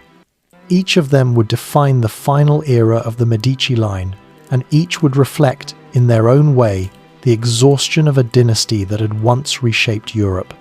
Ferdinando de' Medici, the eldest son and heir, was brilliant, charismatic, and utterly unsuited to rule. His passions lay in music, theatre, and courtly splendour. His private opera performances became legendary choruses, orchestras, elaborate stage designs, but beneath the spectacle he bore a quiet bitterness. His arranged marriage to Violante of Bavaria produced no heirs. Their union was cold, strained, and filled with disappointments. As Ferdinando aged, illness took hold. He suffered from syphilis and other ailments that left him weakened, in pain, and increasingly unable to fulfill his duties. When he died in 1713, Florence mourned a prince who might have revived the Medici name had fate and temperament shaped him differently. The next heir, Gian Gastone, was even more tragic. Shy, deeply intelligent, and introverted, he grew up feeling alienated within the rigid ceremonial structure of the court. His arranged marriage to Anna Maria Franziska of Saxe-Lauenburg became one of the great miseries of his life. She despised him and humiliated him at every turn, retreating to her estates in Bohemia, while Gian Gastone returned to Florence a shell of himself. Over time, he withdrew into private quarters within the Pitti Palace, surrounding himself with a circle of low-born companions who offered him escape from the suffocating world of court politics. Alcohol, depression, and disinterest eroded what remained of his vitality. Gian Gastone ascended the throne in 1723 after Cosimo III's death, but by then he lacked the strength emotionally, physically, and politically to govern effectively. His reign was short and melancholic, a period marked by personal decline, administrative neglect, and the quiet decay of Medici authority. Yet Gian Gastone, for all his sorrow, did attempt reforms. He abolished harsh taxes, repealed some of his father's severe laws, and attempted to alleviate the suffering of the poor. But he had neither the energy nor the political support to restore Florence's greatness. Tuscany drifted into stagnation, held together not by leadership but inertia. The Medici's waning line had reached its final, dying flame. By the 1732nd, it was clear that Gian Gastone would produce no heirs. The European powers Austria, Spain, France began to debate who would inherit Tuscany once the Medici line ended. Florence watched helplessly as foreign diplomats negotiated the fate of their state in distant courts. The city that had once shaped popes and queens now found itself treated like a prize to be claimed. And within the Pitti Palace, the last true Medici watched with sorrow and determination. Anna Maria Luisa de' Medici, Gian Gastone's sister, possessed none of her brother's weaknesses. She was intelligent, cultured, and fiercely devoted to her family's legacy. Married to Johann Wilhelm, Elector Palatine, she had returned to Florence after her husband's death and now lived as the last candle of Medici strength. She managed the family's art collections, oversaw estates, and preserved what remained of Medici dignity. She understood what her brothers did not, that the dynasty was ending but the legacy did not have to. As Gian Gastone sank deeper into illness and seclusion, the palace became a place of quiet despair. The once mighty Medici line bankers, dukes, queens, popes, had dwindled to a lonely circle of siblings, aging and childless. Tuscany, once shaped by their will, now awaited its next chapter, uncertain and anxious. When Gian Gastone died in 1737, the bells of Florence tolled not just for a Grand Duke, but for the end of a family line that had reshaped the world for nearly 300 years. The Medici name had passed through brilliance and shadow, triumph and ruin, and now approached its final moment. But the story was not yet finished. For Anna Maria Luisa, the last Medici would soon perform one final act, one that would determine how the world remembered her family. And through that act, the Medici would achieve something they had always sought: immortality far beyond the end of their blood, the last Grand Dukes. The final century of Medici rule unfolded under a sky that seemed to darken gradually, moment by moment, year by year, until its long twilight settled permanently upon Florence. The grand palaces still gleamed in the sun, the Arno still rippled beneath the arches of Ponte Vecchio, festivals still sent flickers of music through the piazzas, and the Uffizi's corridors remained filled with treasures collected by generations of rulers. Yet beneath this outward splendour lay an unmistakable truth. The Medici, once the engines of Florence's rise to glory, were now fading. Their line had grown thin, their heirs were frail. Their court, once vibrant with poets, scientists, and diplomats, had become stiff with ceremony, its energy drained by the weight of maintaining appearances. And as Europe shifted into a new age of empire, enlightenment, and warfare, Florence, still beautiful, still cultured, began to feel like a city out of time, its heartbeat slowing as the last Grand Dukes watched the world move past them. With the death of Cosimo III in 1723, the Medici entered their final chapter. His son, Gian Gastone de' Medici, inherited the Grand Duchy reluctantly, his spirit already weakened by years of isolation, melancholy, and unhappiness. Giangaston was not like the rulers who came before him, not like Cosimo I with his steel-bound will, nor like Ferdinando I with his diplomatic finesse, nor like the popes who had navigated empires through storms. He was a man whose potential had been ground down by the weight of expectations, a man who struggled with loneliness, disillusionment, and the feeling that he lived in a world where he did not belong. As a child, Giangaston had been intelligent and curious. He had shown promise in languages, science, and philosophy. But his arranged marriage to Anna Maria Franziska of Saxe-Lauenburg shattered him. He despised her overbearing temperament. She, in turn, found him weak and unmanly. Their union deteriorated quickly into hostility. Eventually, Giangaston fled his wife's estate and returned to Florence, where he withdrew into the shadows of the Pitti Palace. By the time he became Grand Duke, he had spent years living in seclusion, surrounded by a small group of companions who offered him escape through alcohol, games, and detachment from public life. The court lamented his lack of interest in governance, but the city's poor saw him as unexpectedly compassionate. Giangaston repealed several of his father's harsh laws, abolished burdensome taxes on the lower classes, and attempted to ease the suffering of the most vulnerable.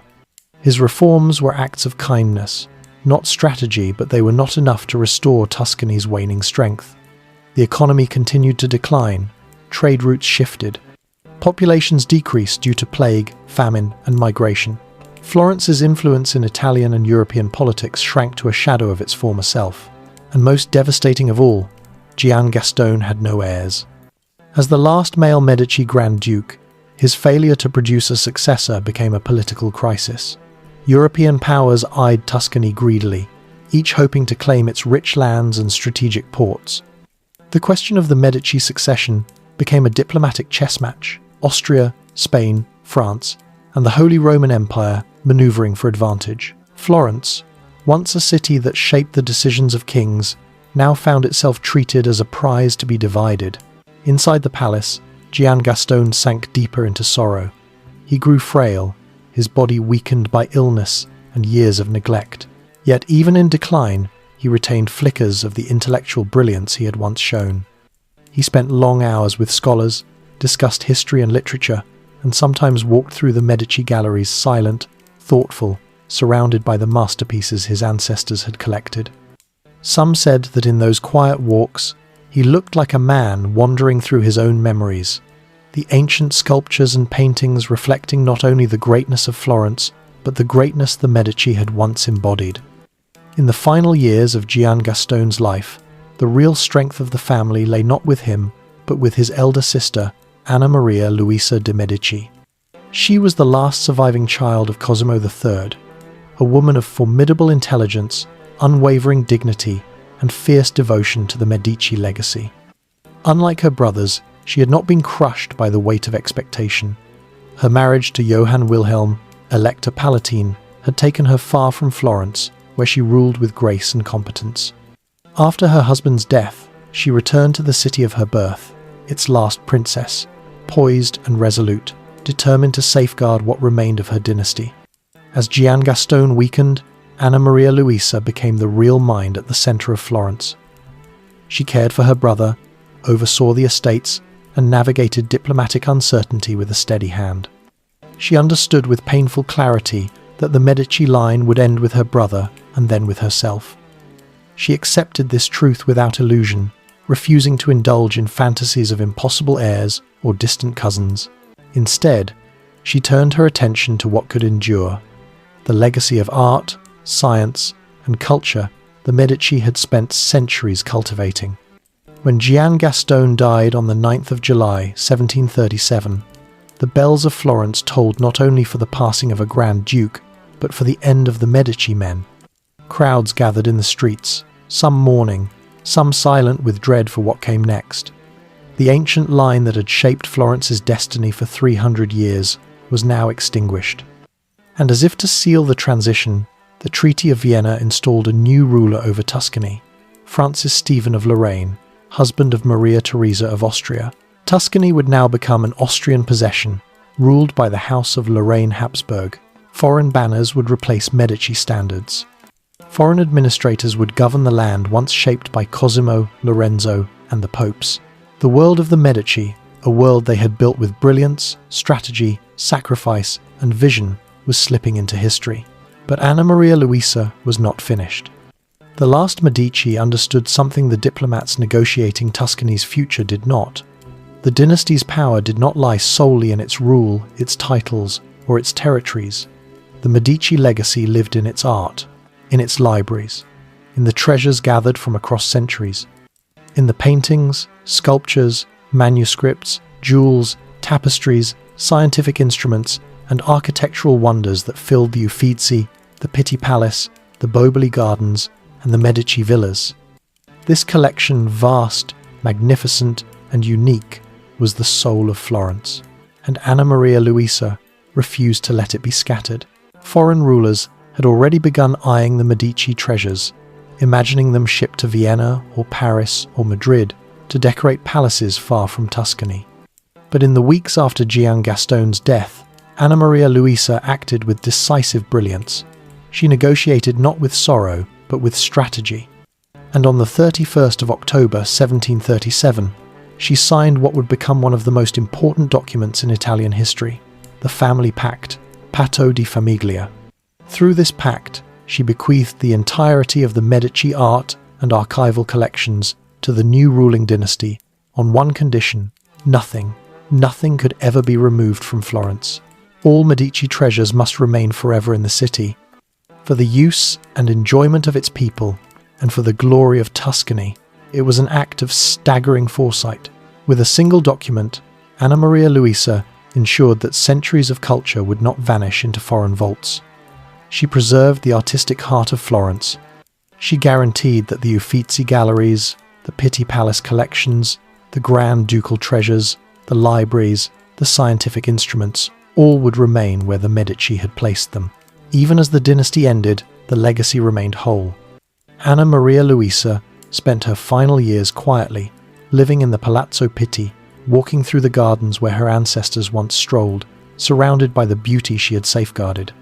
She died in 1743, the last Medici, an entire dynasty ending with a woman of extraordinary resolve, whose greatest act was to ensure that Florence would never lose its soul. With her death, the Medici's political story ended. But their cultural story, preserved through her final act, was only beginning. Anna Maria Luisa's final gift. Anna Maria Luisa de' Medici was the last branch on a tree that had once touched every corner of Renaissance Europe, and though her family's power had long since faded into shadow, she carried within her the full memory of everything the Medici had been: the merchants, the bankers, the patrons, the popes, the dukes, the queens. Hers was a legacy made not of armies or decrees, but of vision, intellect, and endurance. And as Florence prepared to leave Medici rule behind forever, she alone understood that the dynasty's final duty was not to cling to a title, but to protect the soul of a city. Her life, her last years, and especially her final act, became the hinge upon which the entire Medici legacy turned from temporal power into eternal memory. Anna Maria Luisa was born on the 11th of August 1667, the only daughter of Cosimo III and Marguerite Louise d'Orléans. Her childhood unfolded beneath the murals and chandeliers of the Pitti Palace, among courtyards perfumed with citrus blossoms and corridors lined with paintings whose worth she understood instinctively even as a girl. Her upbringing was one of splendor, but also tension. Her mother detested Florence and abandoned her husband and children when Anna Maria Luisa was still young, fleeing back to France and leaving her daughter to be raised in a court, suffocating under Cosimo III's piety and austerity. Yet even in this atmosphere of constraint, Anna Maria Luisa blossomed intellectually. She learned languages, studied music, understood lineages, mastered courtly etiquette, and inherited the Medici's deep love for the arts. Her intelligence sharpened through years of observation, of marriages breaking, of politics shifting, of the Medici line growing perilously thin. When she was 22, she married Johann Wilhelm, Elector Palatine, a German prince whose lands stretched across the Rhine. Their marriage took her far from Tuscany to Dusseldorf, where she built a new life in a court that matched Florence in grandeur, but not in warmth. Yet she adapted with the calm resilience characteristic of her family's greatest minds. She became known for her grace, her patronage of music and art, and her capacity to command respect in foreign lands. Though her marriage was childless, a wound she felt deeply, it was also dignified, an alliance that linked the Medici to yet another European dynasty. And while she lived abroad, her letters to Florence revealed how closely she followed the events unfolding in her homeland. The decline of her father, the failings of her brother Ferdinando, the eccentricity of Gian Gastone, and the growing certainty that her family was nearing its end. After the death of her husband in 1716, she returned to Florence, a widow of unmatched bearing. Her arrival was both solemn and triumphant, solemn because the shadow of extinction already loomed over the Medici line, triumphant because she represented the last true flower of Medici brilliance.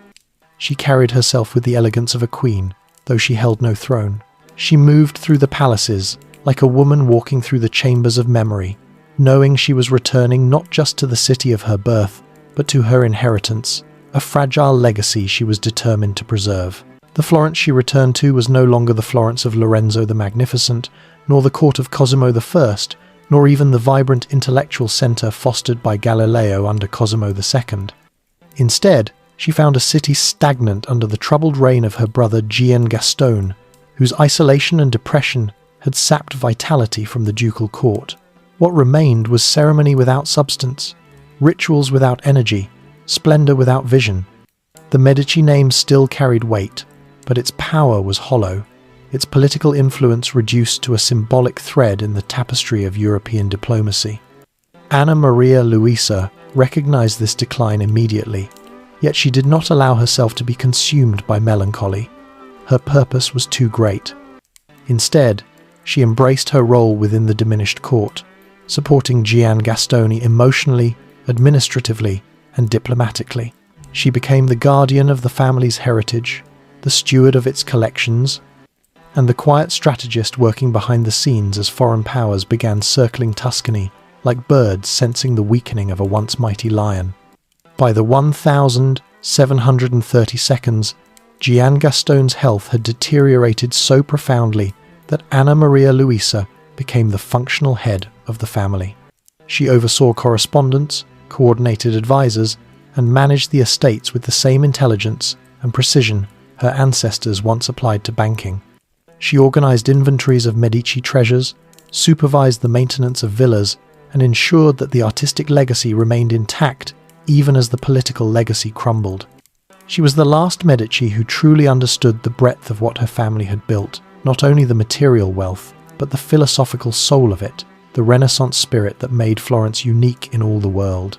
And crucially, she saw what no one else did, that the greatest threat to the Medici legacy was not extinction, but dispersal. When her brother died in 1737, the Grand Duchy passed to Francis Stephen of Lorraine under the arrangement of the European powers.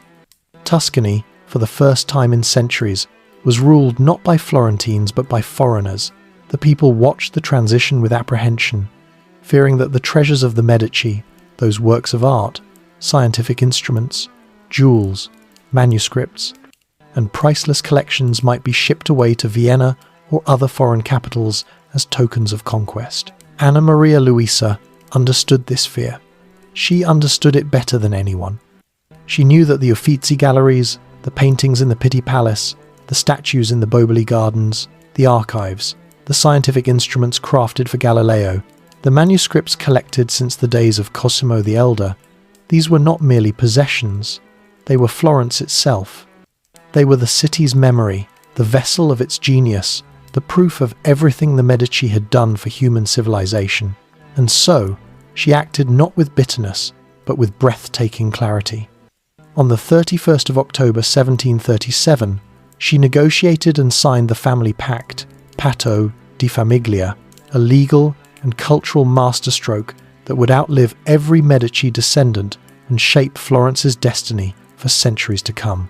Through this pact, she ceded all Medici possessions, palaces, villas, collections, archives, to the new ruling house under one extraordinary condition.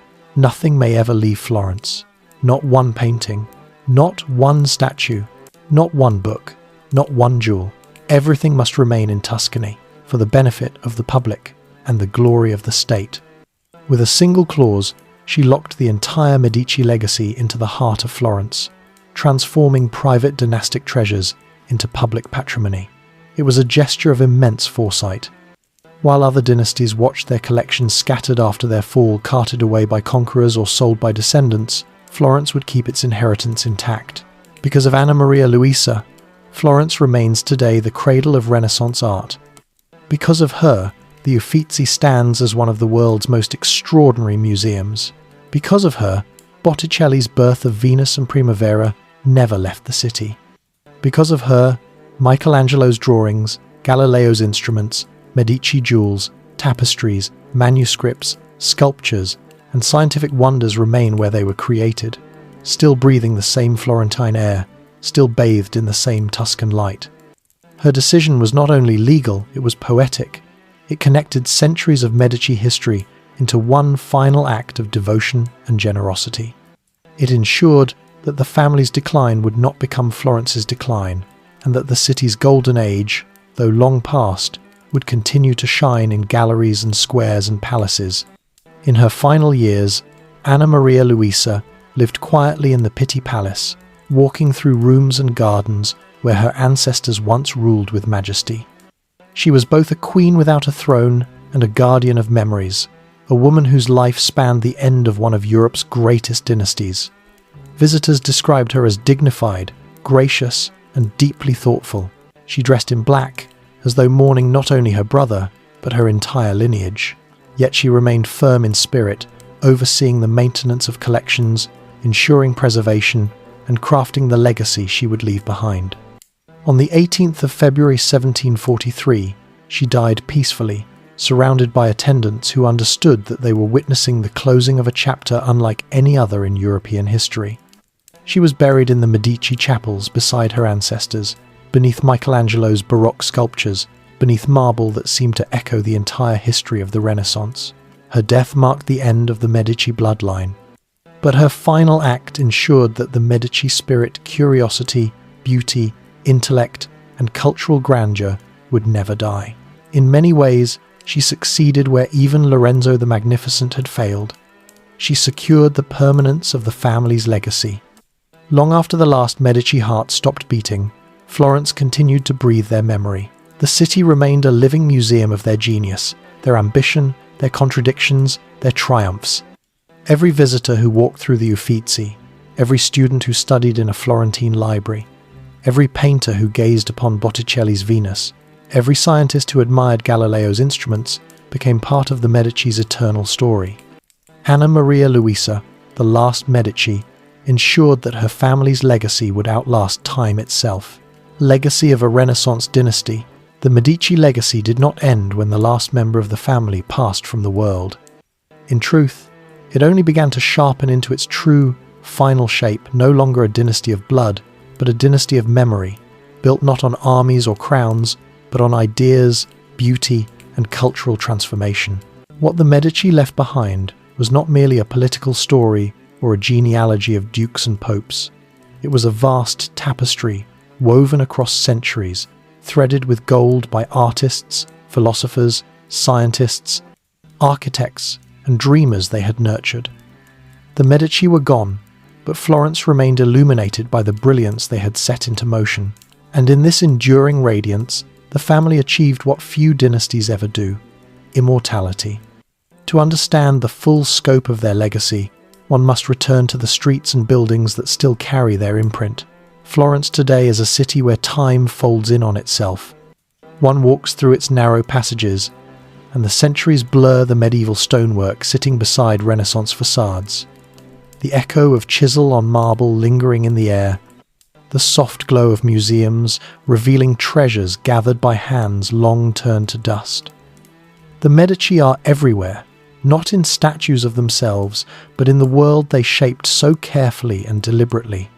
Their fingerprints remain on palaces, libraries, galleries, gardens, hospitals, fortresses, and academies, and above all, on the hearts of those who come seeking beauty, knowledge, and a glimpse of the genius that defined the Renaissance.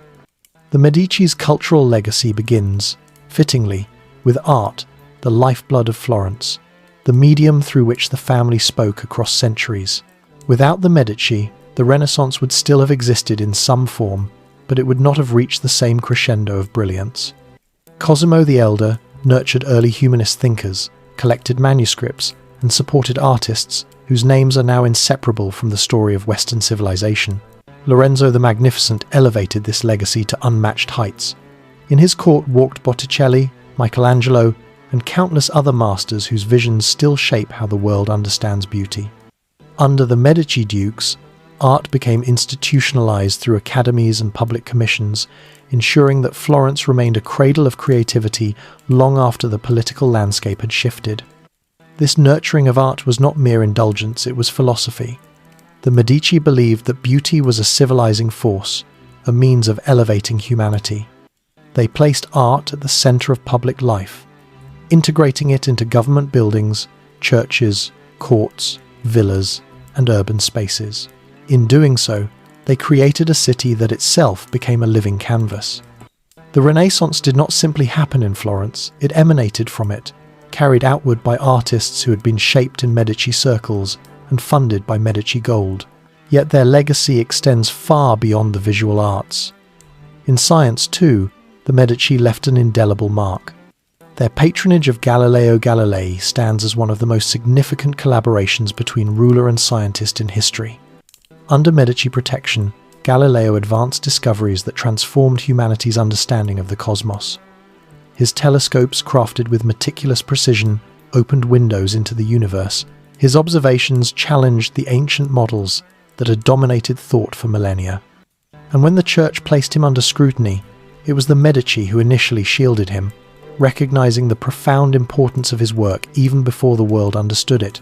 Cosimo II, in particular, saw in Galileo a reflection of the Medici spirit, bold, curious, unwilling to accept boundaries that had outlived their purpose. By dedicating the moons of Jupiter to Cosimo's family, the Medicean stars, Galileo cemented this bond, illustrating how deeply science and politics could intertwine in the fertile ground of Renaissance Florence. Later generations of the Medici continued to support scientific endeavors, building observatories, collecting instruments, and encouraging research that advanced medicine, engineering, and natural philosophy. The legacy of scientific inquiry they helped cultivate would ripple far beyond Tuscany, contributing to the broader Enlightenment that reshaped Europe. The Medici also left behind a legacy in architecture and urban design that transformed Florence's physical identity. Their palaces, Pitti, Medici Riccardi, and countless villas were not mere displays of wealth, but showcases of artistic and architectural innovation. They commissioned gardens that blended geometry, nature, and sculpture into harmonious landscapes, most notably the Boboli Gardens, which became a template for European garden design. They remodeled churches, built fortresses, expanded bridges, and created public spaces that reflected their vision of a beautiful, orderly, and harmonious city. Their architectural projects unified Florence's style in ways that continue to define its character today. Yet the Medici's greatest architectural contribution may well be the Uffizi, conceived originally as a complex of administrative offices, but transformed into one of the world's first and most enduring art galleries. Under Cosimo I, and later under the care of Anna Maria Luisa, the Uffizi evolved into a monument of cultural preservation. Its long corridors and carefully arranged rooms house masterpieces that might otherwise have been scattered across Europe.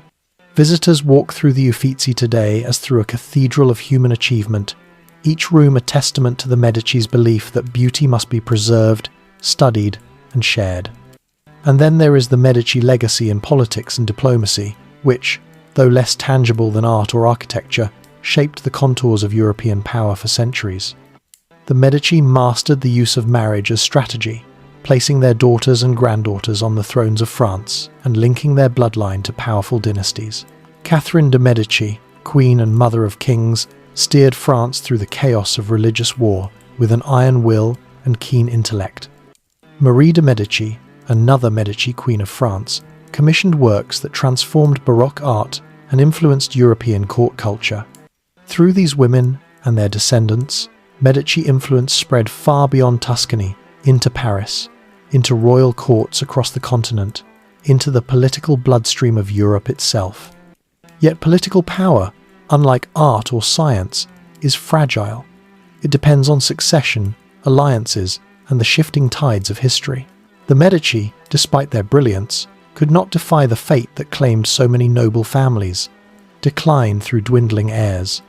Their political extinction in the 18th century mirrored the fading of old dynastic structures across Europe as nation-states and empires reshaped the world. But even as their political relevance waned, their cultural legacy surged. Much of that endurance stems from the extraordinary foresight of Anna Maria Luisa de' Medici, whose family pact ensured that Florence would keep its treasures. Without her, the Uffizi's rooms might be empty today, their contents relocated to Vienna, Munich, Paris, or Madrid. Without her, the Pitti Palace collections might have been sold, dispersed among wealthy collectors. Without her, the Medici legacy might have faded into nothing more than archival records and scattered artifacts. Instead, she anchored the soul of the Renaissance in Florence permanently. Her act was a final gesture of devotion not only to her family, but to her city, to art, and to the future. And so, after the Medici, Tuscany entered a new era under Austrian rule. The Habsburg-Lorraine dynasty governed with efficiency and a spirit of modernization. They respected the Medici legacy, expanded utilities, improved infrastructure, and reformed administration, but they could never recreate the cultural magic that had thrived under Medici rule. For the Renaissance was a moment born of unique circumstances, and the Medici were the essential catalyst. Their blend of ambition, curiosity, wealth, insecurity, vision, and audacity was singular. It cannot be replicated. Florence today is the greatest testament to that fact. Millions walk its streets each year, drawn by something they cannot always name, searching for the essence of the Renaissance. They come to see Michelangelo's David, Botticelli's Venus, the dome of Brunelleschi, the halls of the Uffizi, the quiet corridors of the Laurentian Library, the shimmering mosaics of the baptistry. They come seeking the Medici, whether they realize it or not. For the Medici are Florence, and Florence is the Medici. Their legacy lives in every fresco, every marble statue, every scientific instrument preserved under glass. It lives in the rhythms of the city, in its devotion to craft, in its elevation of beauty, in its reverence for knowledge. The Medici story is not a tale of unbroken triumph. It is a saga of rise and fall, of exile and return, of patronage and power, of brilliance and decay. It is human in its contradictions, filled with greed, generosity, jealousy, diplomacy, genius, and tragedy. But above all, it is a story of vision. The Medici saw the potential of a world shaped not only by politics but by ideas. And through centuries of turmoil, they nurtured those ideas until they grew into a movement that transformed Western civilization. Their legacy endures not because they ruled, but because they imagined. Not because they conquered, but because they created. Not because they demanded loyalty, but because they inspired wonder. Through their patronage, the Medici illuminated the world, lighting the path from medieval darkness into Renaissance brilliance, and from Renaissance brilliance into the modern world. The Medici dynasty died in 1743, but their Renaissance has never ended.